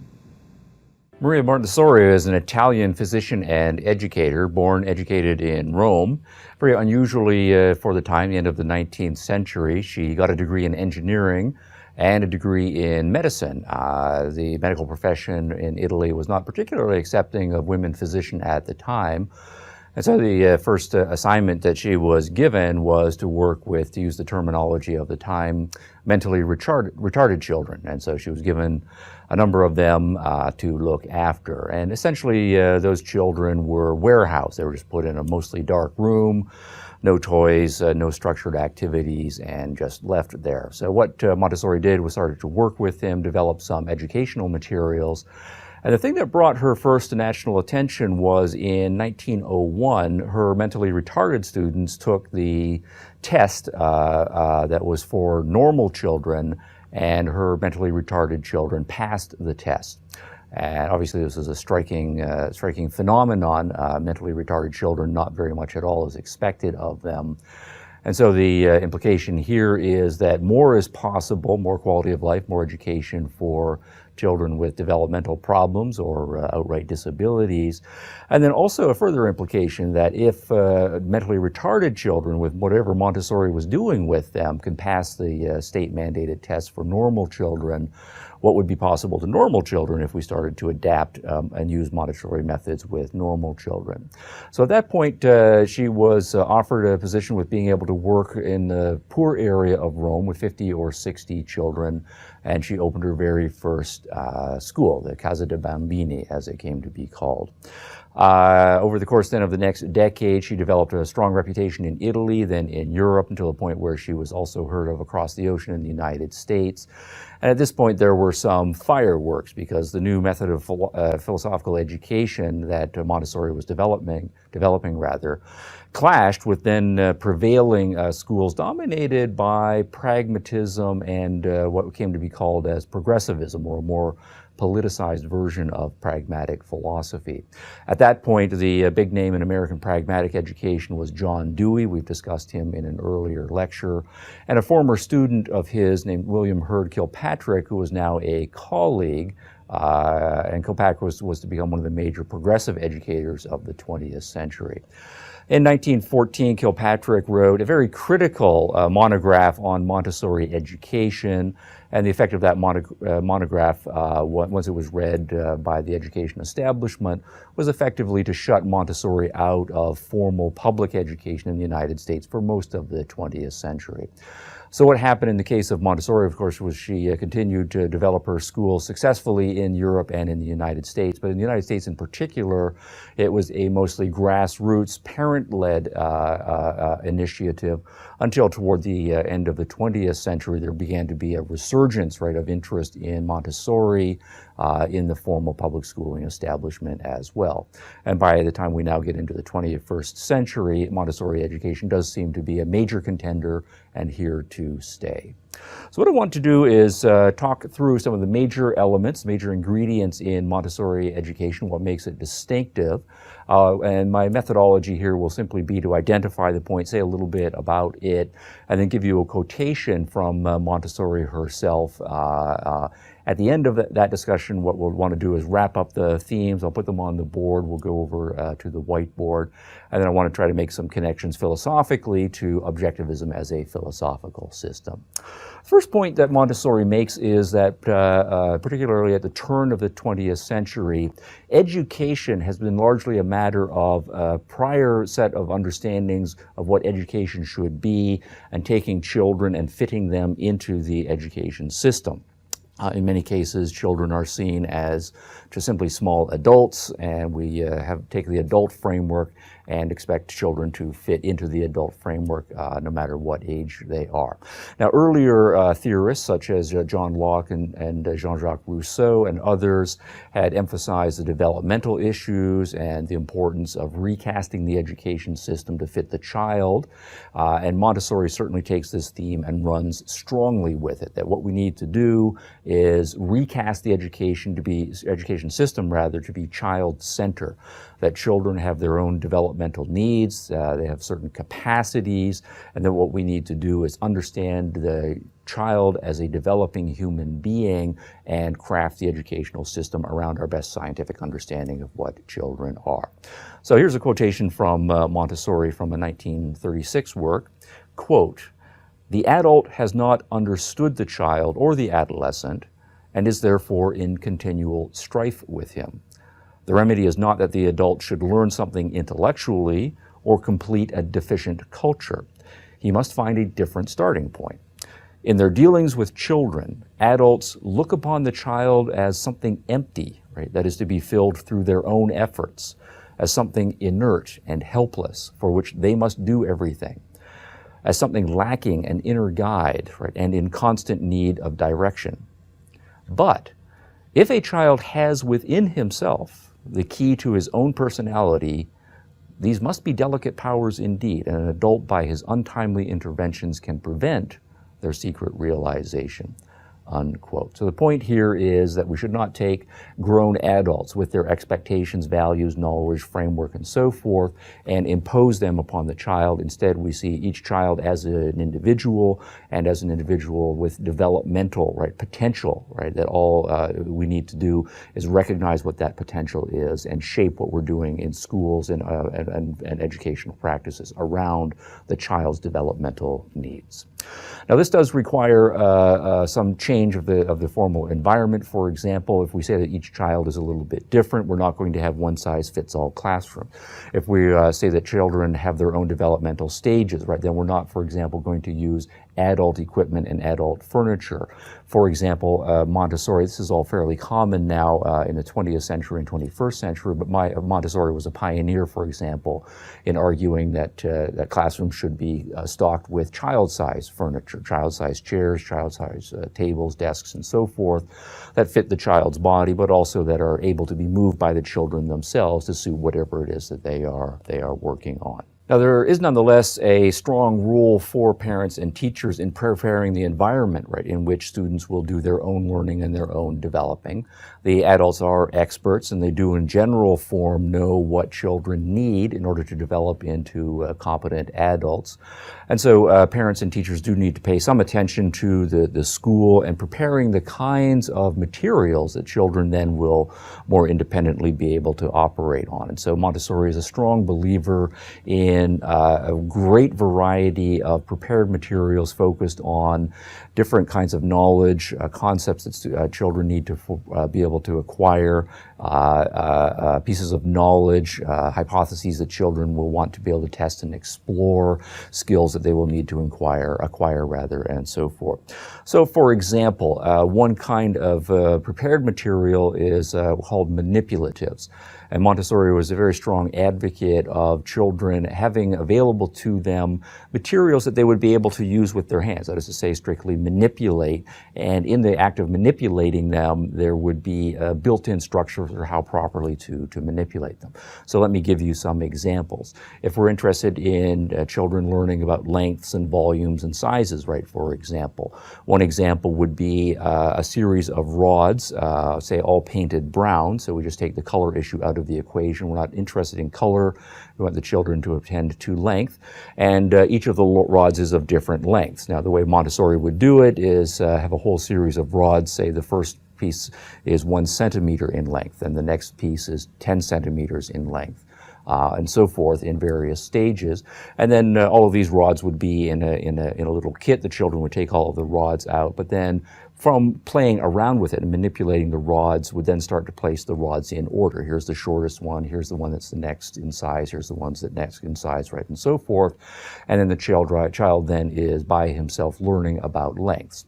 Or with respect to volumes, say another example would be the pink tower, where it's a whole series of cubes, all of them pink. The uniform color is, again, we're not attending to color issues. Instead, we want the child to focus on volume. And so the first one will, say, be a cube that is 1 centimeter width, length, and height. The next one will be another dimension up, another dimension up, another dimension up. And then what the child can then do is learn how to take the largest of the cubes, place the next largest one, the next largest one, the next largest one, on and so forth. Now, the point of all of these is that Montessori's manipulatives are training the child to work with his or her hands, work with their eyes. And so the importance here is on sensory training, sensory observation. But on the basis of the sensory observation, the child then is forming concepts. And so what we have is conceptual abstractions about size and length and so forth are built into sensory material. And so abstract concepts that we come to form, in this case it will be more geometric and mathematical concepts, nonetheless always have a perceptual basis. And so it's a point of abstractions, right, being tied to sensory perceptual data. Another example I think of is when children are a little bit older and we're preparing them to learn to write.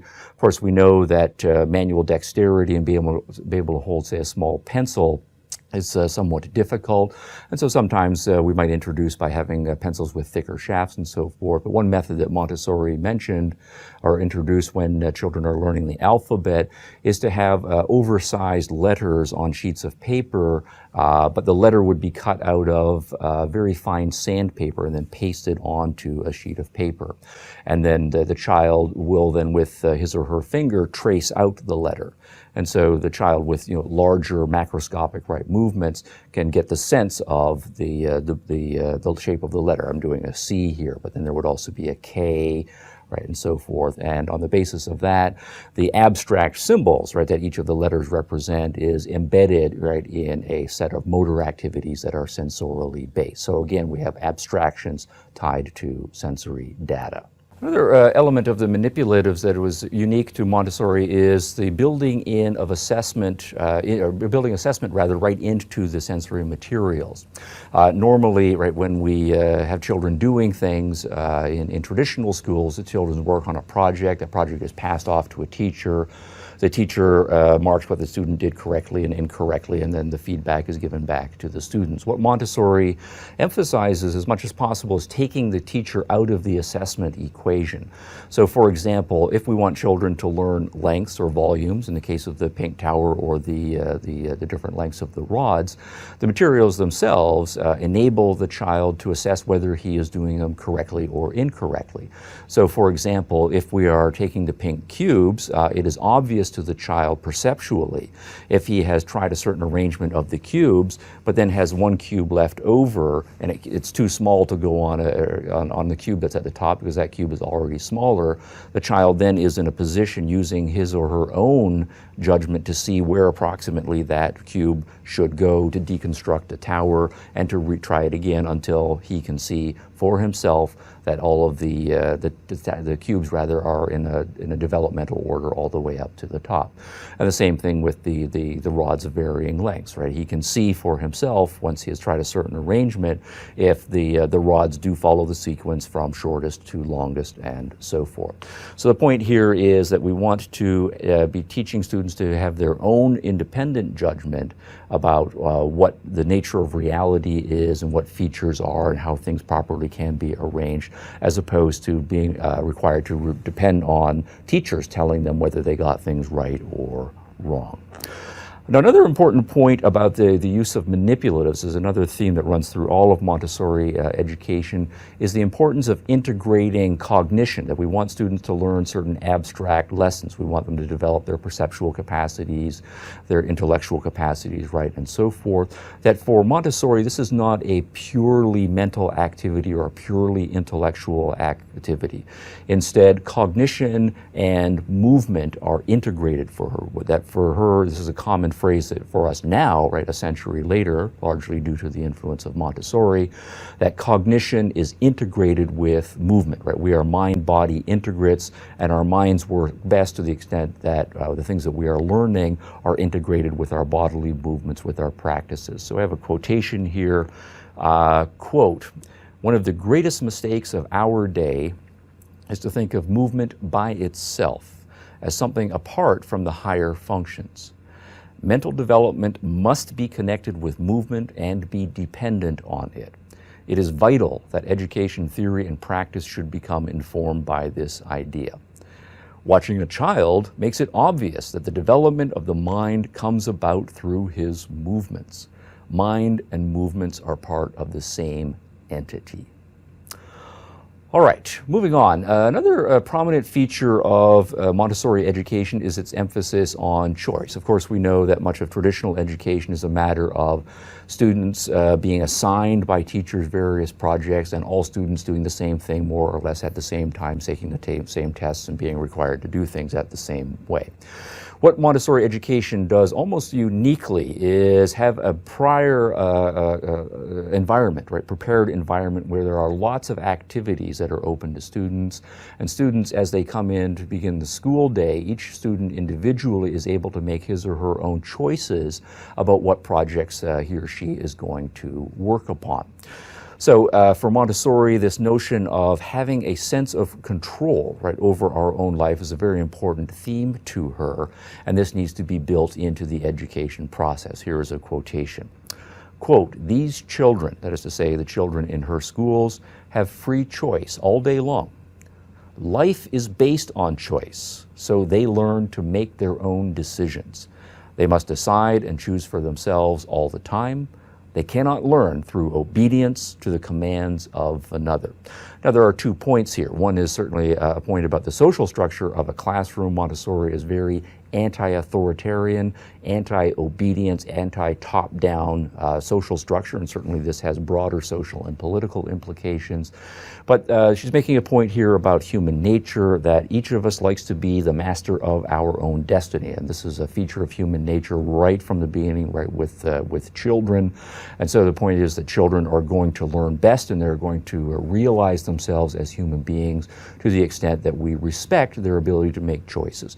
Now, in a school setting, of course, we want to make sure that they are learning and exposed to important stuff, but that is the point about the prepared environment that the teachers and parents will prepare right ahead of time for the students, so that all of the interesting activities that children can choose from, all of those are activities that will have important educational themes built into them for the children to explore.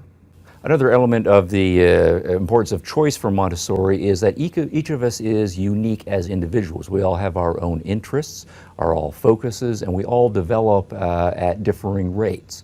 And so rather than the uniformity that much traditional schooling requires of students being imposed, instead students are able to pursue their own interests. So one student, for example, might be very interested in the different mathematical problems, so working with the rods of different lengths, the cubes of different volumes, and so forth, and very, very intensely interested in mathematical or geometrical and arithmetic issues.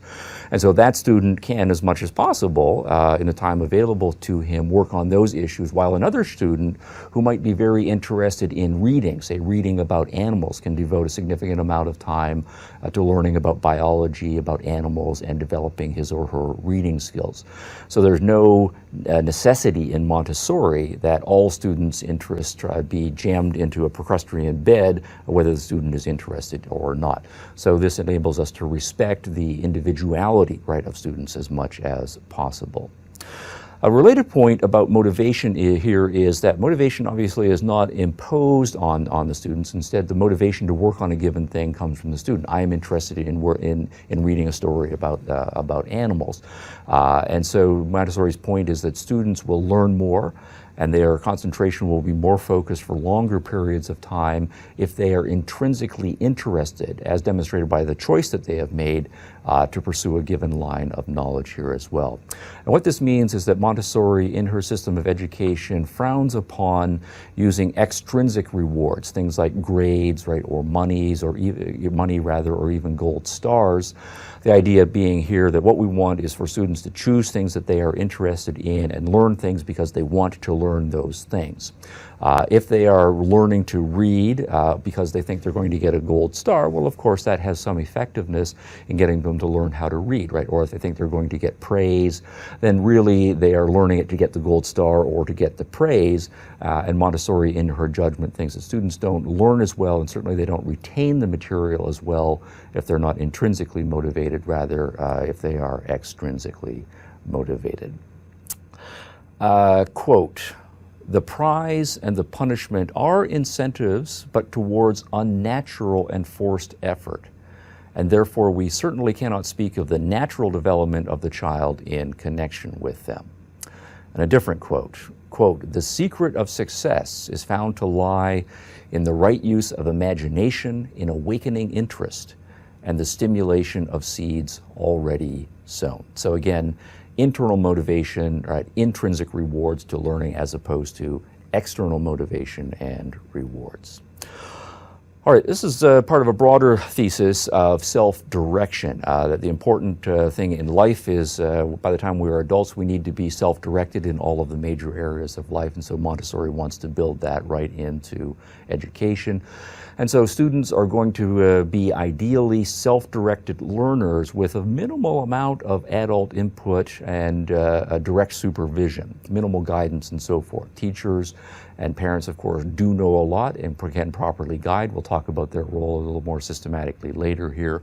But the emphasis is on that primary kind of responsibility or initiative that we all need as human beings of learning for ourselves and so forth. Quote, "By leaving the children in our schools at liberty, right, we have been with great clearness to follow them in their natural method of spontaneous self-development." We all naturally have a drive to grow, to learn, to explore, to be curious, to become better in knowledge and so forth. And so to the extent that the education system sets itself up to tap into that and encourage, and in some cases direct that, we will maximize human potential. Very optimistic quotation here from Montessori, quote, "All we have to do is set the energy free." When we speak of the freedom in education, we mean the freedom for the creative energy, which is the urge of life toward the development of the individual. This is not the casual energy like the energy of a bomb that explodes. It has a guiding principle, a very fine but unconscious directive, the aim of which is to develop a normal person.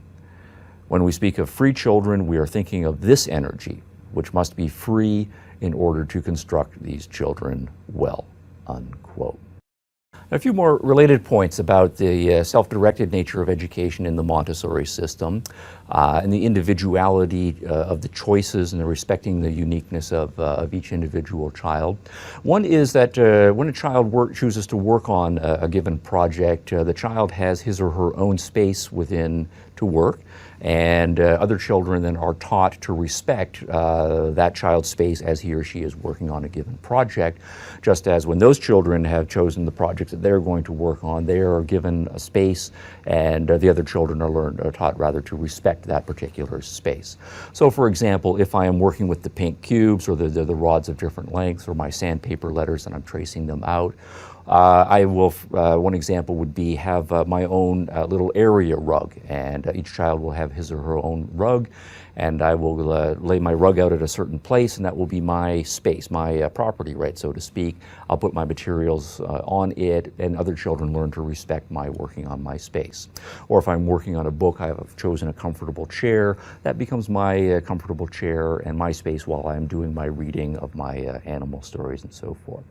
Another related point about the self-direction is that children are not assigned set blocks of time. So it's not the case that you've got 25 minutes to work on the blocks or 40 minutes to read a given story and so forth. Children are also in the Montessori system able to work on a project for as long as they judge appropriate, or until they feel they have achieved mastery or sufficient mastery of the project, right, whatever it happens to be. Now, Montessori would say ideally we set aside 3-hour blocks of time, a 3-hour block in the morning, a 3-hour block in the afternoon. And so in principle, a child could work on a given project for, say, up to 3 hours if he or she wants to spend that amount of time on a project, or he or she could work on several projects if he or she is able to master any number of projects in the 3-hour right chunk of time. But again, the point here is that we don't have adults dictating to the children that they have to learn according to this schedule, or if they haven't learned it by that time, too bad, it's time to move on to the next thing. Instead, the important thing is that the child actually learn to master the given project, and the child is given however much time he or she needs in order to achieve it. Another point about self-directed learning that ties into adult life is that children are responsible once they're finished with working with a given project and its materials to clean it up and put those materials away. So the tray that the pink blocks, for example, come in once I've figured out to my satisfaction how to stack the blocks, and I want to move on to the next thing. Before I move on to the next thing, I take the blocks down, I put them back in the tray, and I take the tray back over to the shelves and put it away. So we're teaching children here self-responsibility. They make the choice, they do the project, and then they clean up and put away afterwards as well. It also applies to other life skills that we will have children learn in a Montessori school, and that ties into the next point. That for Montessori, everything that we learn as children should be a piece of knowledge, a skill, the acquisition of a habit that is meaningful to us by the time we will become adults, but it's also got to be meaningfully understood to the child in the child's context. And so that what we are doing is not what often happens in traditional schools, is asking children to take things on faith, right? That you need to learn this for your own good, but we can't really explain to you why you need to learn it. Just take it on faith that at some point 15 or 20 years later down the road you are going to need this knowledge. Instead, for Montessori, what the children need to learn is embedded in meaningful context, but the meaningfulness is at the child's level of understanding, the child's level of interest. So for example, if we take young children, one of the important pieces of knowledge that we need to learn is how to dress ourselves. And of course, clothing is somewhat complicated. My clothing has buttons, for example. It has zippers. It might have laces that need to be tied up and so forth. And so Montessori will have prepared manipulatives, say trays that have zippers on them, buttons on them, and so forth, and children can work on those particular manipulatives, learning how to button and unbutton, how to close a zipper, the different pressures and angles and so forth, the repeated trial and error of learning how to tie a bow and so on. And all of these things are meaningful to the children because as parents we are encouraging them to learn how to dress themselves, and they need to learn all of those particular skills. So one other thing that would be a meaningful thing is learning to feed ourselves, to prepare simple meals at home and of course in school. Children need snacks, they need to have lunchtime typically during the course of the day, and Montessori education will build in those practical life skills. How do we store food? Some of it stays in the refrigerator, some of it goes in cupboards. Here are the plates and utensils and glasses and so forth that we need, and the children take responsibility for preparing their own snacks, right, and meals, feeding themselves, learning how to use the cutlery, how to use napkins and so forth. And then at the end of the recess, at the end of the meal, responsible for putting all of the leftover materials away. Some go in the fridge, some go in the cupboards. The utensils need washing, the plates need washing, drying, and then they're put in the cupboards as well. Or in more outside of the school classrooms. We want to learn real life skills.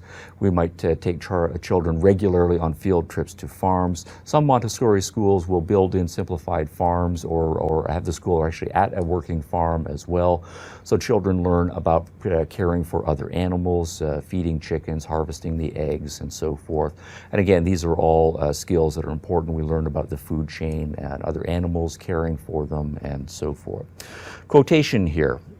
Education, and this is a critical quotation, right? Initially, from Montessori's perspective, quote, education as today conceived is something separated both from biological and social life. All who enter the educational world tend to be cut off from society. People are prepared for life by exclusion from it, unquote.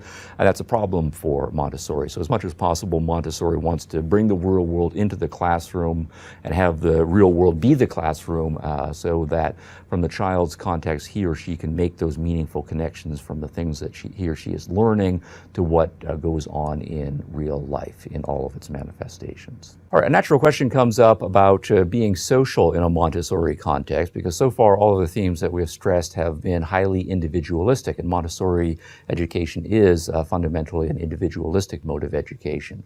We emphasize individual choice. We emphasize that each of us is unique in our interests, that we're unique in our individual rates of mastery of materials, right, and so forth. We emphasize respecting people's space when they're working on projects and so forth. What about the social element? Well, Montessori argues that we are naturally social creatures, but the sociability is not something that needs to be forced, that rather it will naturally develop. That children do like to play with each other, they do like to learn from each other, and while she does think there are different developmental stages, sometimes we are more social and sometimes we are less social, that children will naturally form social groupings in the school. So for example, one of the things that is common in Montessori schools is to have a wider age group of students. So children from, say, ages 3 to 5 will be in the same classroom, or from ages 6 to 8 and so forth, as opposed to a more traditional arrangement where we just have 6-year-olds together, 7-year-olds together, and so forth. And one of the things that will happen, she will point out, is that younger students will notice older students working on something and their interest will be piqued by it. And so they will go up to the older student and hopefully respectfully learn how to ask a question. What are you working on? That's interesting. How did you do that? And that the older student will then show the younger student what he or she is doing. Or two students will both be interested in working on a given thing, but they will get a certain amount of pleasure from working on it together, and that certainly is optional. And so spontaneously, students will voluntarily choose various kinds of social groupings and so forth. Here's a quotation. Quote, "Our schools show that children of different ages help one another. The younger ones see what the older ones are doing and ask for explanations. These are readily given, and the instruction is really valuable. The older ones are happy to be able to teach what they know. People sometimes fear that if a child of 5 gives lessons, this will hold him back from his own progress. But in the first place, he does not teach all the time, and his freedom is respected. Second, teaching helps him to understand what he knows even better than before. He has to analyze and rearrange his little store of knowledge before he can pass it on. So everyone achieves a healthy normality through the mutual exchange." So individuality is respected, but students will voluntarily form social groupings that are mutually beneficial to each of them. And if we're interested in broader social concerns, and Montessori certainly was active in issues of peace and the big problems during the 20th century about the continual strife between nations, the various world wars, and so forth. A lot of that, she thinks, comes out of misappropriated or bad education, misallocated childlike energy, and the stifling of natural human influences. So if we really are interested in social cooperation and teaching people to get along with each other, her kind of education system, she thinks, is extraordinarily valuable.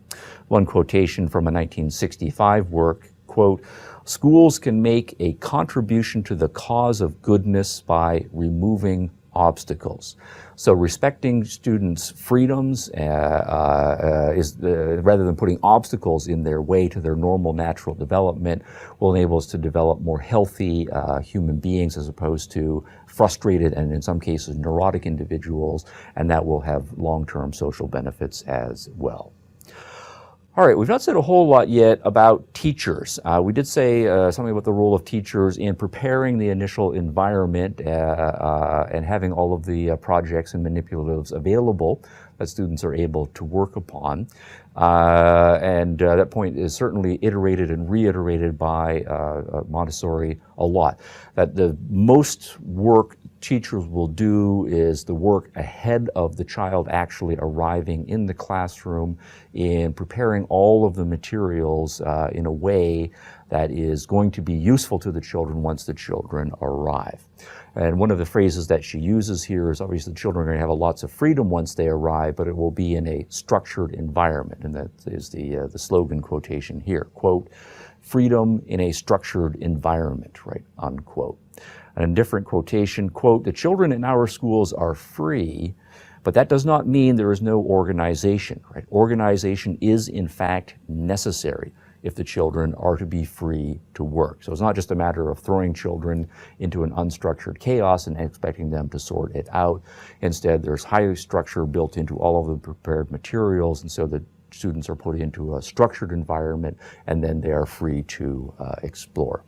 The teacher, another way Montessori puts it here is once the students are in the classroom and working on the materials, plays the role of a guide, right, or sometimes a facilitator.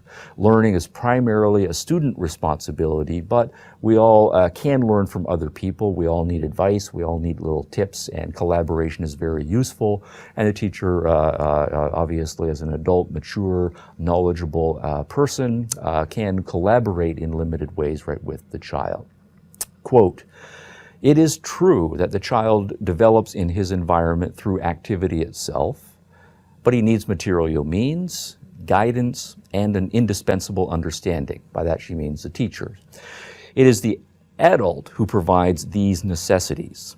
If the adult does less than is necessary, the child cannot act meaningfully, and if he does more than is necessary, he imposes himself on the child, extinguishing creative impulses. So there's an ongoing judgment call about when to step in to help out the child, but not stepping in only to the point where the child is then in a position to carry on working by himself, as opposed to doing the child's work for him and teaching the child to depend on adults to give him the right answers and so forth. And one other element about the role of the teacher is Montessori sometimes uses the metaphor of a policeman, that the teacher is also a policeman in addition to preparing the structured environment and being a guide, right, occasionally. There's a lot of freedom, obviously in a Montessori classroom, and so some children, of course, don't know how to handle their freedom. They'll do all kinds of crazy, childish kinds of things. They'll interfere with each other. Sometimes they will do things that are risky and dangerous to their physical health and so forth. And Montessori does say that part of the teacher's responsibility is, as a good policeman will do, keep track of those things and intervene on grounds of safety when appropriate. So, quote, do not apply the rule of non-interference when the children are still the prey of all their different naughtinesses. Do not let them climb on the windows, the furniture, etc. You must interfere at this stage. At this stage, the teacher must be a policeman. The policeman has to defend the honest citizens against the disturbers. So again, that's the end of the quote. Freedom within a structured environment, and teachers are responsible for the structure, but within that structured environment, it's a relatively laissez-faire classroom. Now, putting all of these points here about the design of the education system as a whole, Montessori argues that her system is a scientific system that's based on her own observations, and of course, drawing on the experience of many teachers and education theorists, right, in practice, but that she wants to take the scientific education of education up to a higher level. Obviously, medical science in the 1800s had progressed dramatically. Human psychology is much more complicated and was still in its infancy during Montessori's lifestyle. But her point was that we need to insist on scientific rigor as much as possible in understanding human psychology and the applied psychology that is human education. as much as we apply scientific rigor to the understanding of what is healthy for the body. Quote, scientific pedagogy, unquote, is the frame, actually was a subtitle to a book she wrote called The Montessori Method. All right, we'll pause there and go now to the board in a summary fashion. All right, what I've done is taken most of the Montessori themes that we just spent some time talking our way through and arrayed them horizontally across the whiteboard here. Sensory materials, feedback built into it, cognition, movement, choice, all the way down to role of teacher and so forth. Now what I want to do is abstract, right, philosophically, what principles are built into the particular practices that Montessori education involves. So, for example, if we take the point about the manipulatives and all of the sensory materials that Montessori education has pride, the pink towers and so forth, the sandpapers, letters, and the point that Montessori is making is that if we want to have students learn the various abstract lessons, they need to be based on tactile, perceptual, sensory material. So on the basis of sensory material, we learn all of the abstractions. And so in philosophical terms, that is a point about empiricism. Empiricism, philosophically, right, is the position that the senses are the foundation of our knowledge, and all of the higher order learning that we do all the way up to theorizing is based on the empirical data, ultimately sensory data, right, and so forth. Now, another point about the manipulatives in the Montessori system was that the feedback was built into them. So the students, as they are trying various things out with the manipulatives in whatever project they're working on, they can learn from the materials, right, whether they are working with it correctly or not, as opposed to relying on an adult or a teacher to come and check their work and tell them if they got it right or not. And the point here philosophically then is a point about independence, that what we are doing is from day one cultivating independence of judgment, right? That I will, as the student, make up my own mind and be able to affirm in my own mind that I've got it correct or that I've made a mistake and that I need to do something different. The next point about the importance of integrating cognition and movement, right, that we learn by doing is a point about mind-body integration, right, that our minds and our bodies are not two separate things that have their own agendas and operate differently. Rather, we have mind and body, right, are integrated, right? The movement, right, of our bodies, what our physical bodies do, feeds into and sustains cognition, and cognition in turn is directive, right, of the body. And so we have a position of integrationism that's going on here. Now, the idea of all of this occurring in a prepared environment that is organized, right, that is structured, that all of the things that the children need to learn to be able to do and to understand is in the world, right, that is the school prepared by the teachers ahead of time. Here we have the idea of putting children into a cause and effect world, right, so that the world that we are putting them into is not a chaotic structure where nothing is intelligible. Rather, it's a world that they can explore, that they can figure out, and how things work, right, is in principle open to them if they explore and do the work. This emphasis on individual choice, that individuals get to choose what project they're going to work on, that children are unique and so they'll have unique interests, and so different children will be working on different things at the same time, that they get to spend as much time on the material as they need because of individual variations in differential rate, and then that students need to, of course, put their projects away at the end. All of these, broadly speaking, are a point about volition, right, and the importance of volition, being able to make our own choices, free will as being a fundamental feature of human nature that we need to respect. And also all of them are points closely tied to that of individualism, right? As an individual, getting to make my own choice, right, to pursue what I am interested in, to work on it for as long as I want to do so.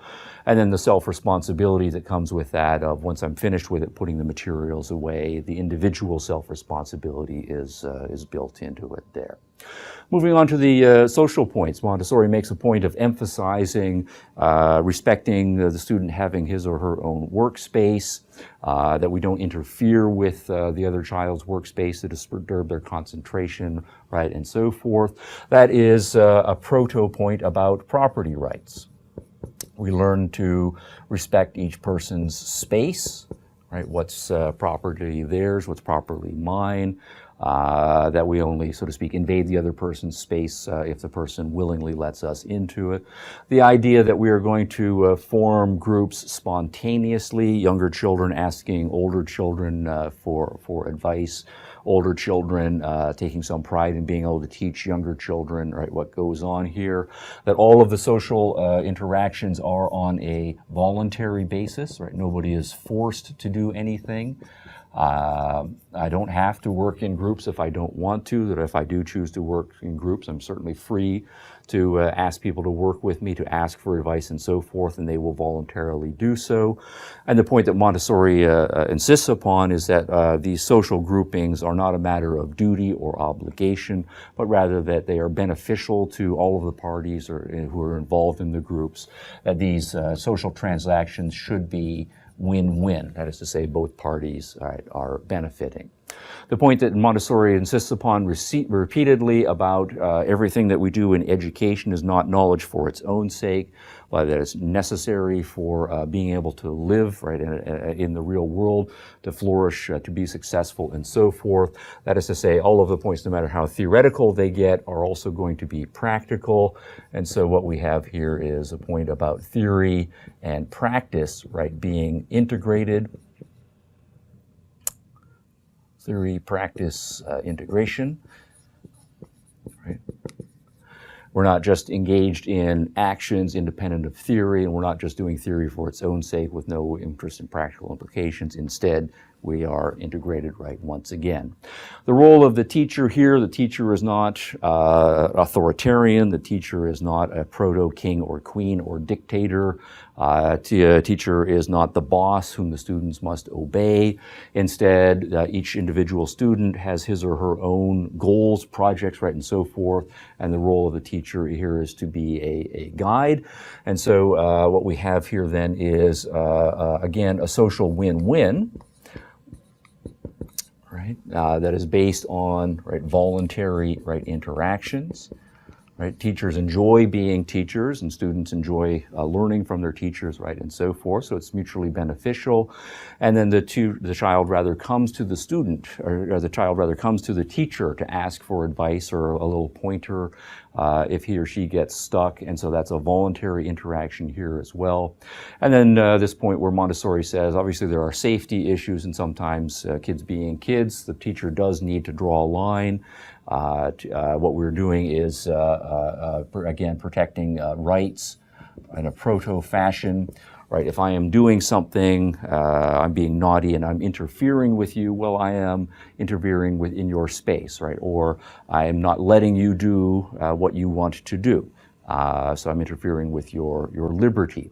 And so respect for rights and the proper role of the teacher as a policeman in respecting our rights, right, and so forth.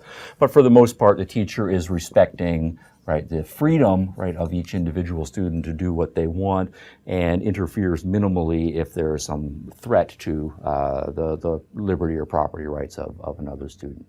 And then finally here with Montessori's emphasis on her system being based on scientific pedagogy and to incorporate all of the latest knowledge from biology, from psychology, and then ongoing experimental practice in the classroom. This is abstractly an application of reason, right? We're not learning all of this on faith. We're not doing it just because that's the way it always has been done. We're not doing this just because it feels right to us and doing whatever we want to. In fact, we are able to justify the practices, demonstrate their results, and so forth. That's the aspiration anyway, but that is a point about reason. Now, this list of concepts that we have all the way along the board here are a wide variety, right, of philosophical concepts. Broadly speaking, this point here about reason, that is a point about epistemology. This point about empiricism also is a point about epistemology. The fact that we are mentioning or situating students in a cause and effect world, right? That is a metaphysical point here. Issues about volition and mind-body integration, those are points about human nature. When we are emphasizing individualism, cultivating independence, right, of judgment, respecting people's property rights, that social interactions need to be win-win. Those are points about ethics. And we also have a certain number of proto-points about politics and the social structure of the classroom, that we should be teaching respect for rights, freedoms, voluntary interactions, that social interactions should be mutually beneficial, and so forth. So altogether, what we have built into all of these Montessori practices, is, if we abstract out, is a full range of philosophical points running through the metaphysics, epistemology, human nature, ethics, and politics. And the point that I want to make in concluding, or when we wrapping up this section, since this is all situated in the context overall of a discussion of objectivist philosophy, is that all of these points down here are very much objectivist philosophical themes. And so if we look at Ayn Rand's philosophy, put that on the board here. Right, all of these points fit in, exactly right. We do live in a cause and effect world. That's her point about identity and the primacy of existence, right, that we learn based on sensory data that feeds into reason, that human beings have volition, that we are mind-body integrates, that ethically speaking, the important thing is cultivating rationality, independence, right, of judgment, social freedoms, property rights, social interactions being win-win, a broadly laissez-faire social structure, and so forth. All of that is thoroughly objectivist.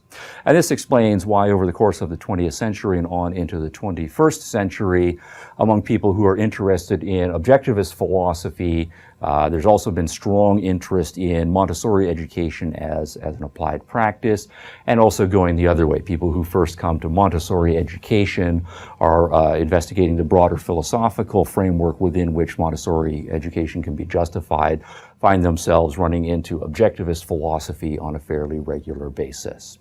All right, that will wrap up our discussion of objectivism as a philosophical system with its implications for education in general and its happy compatibility with Montessori education in particular.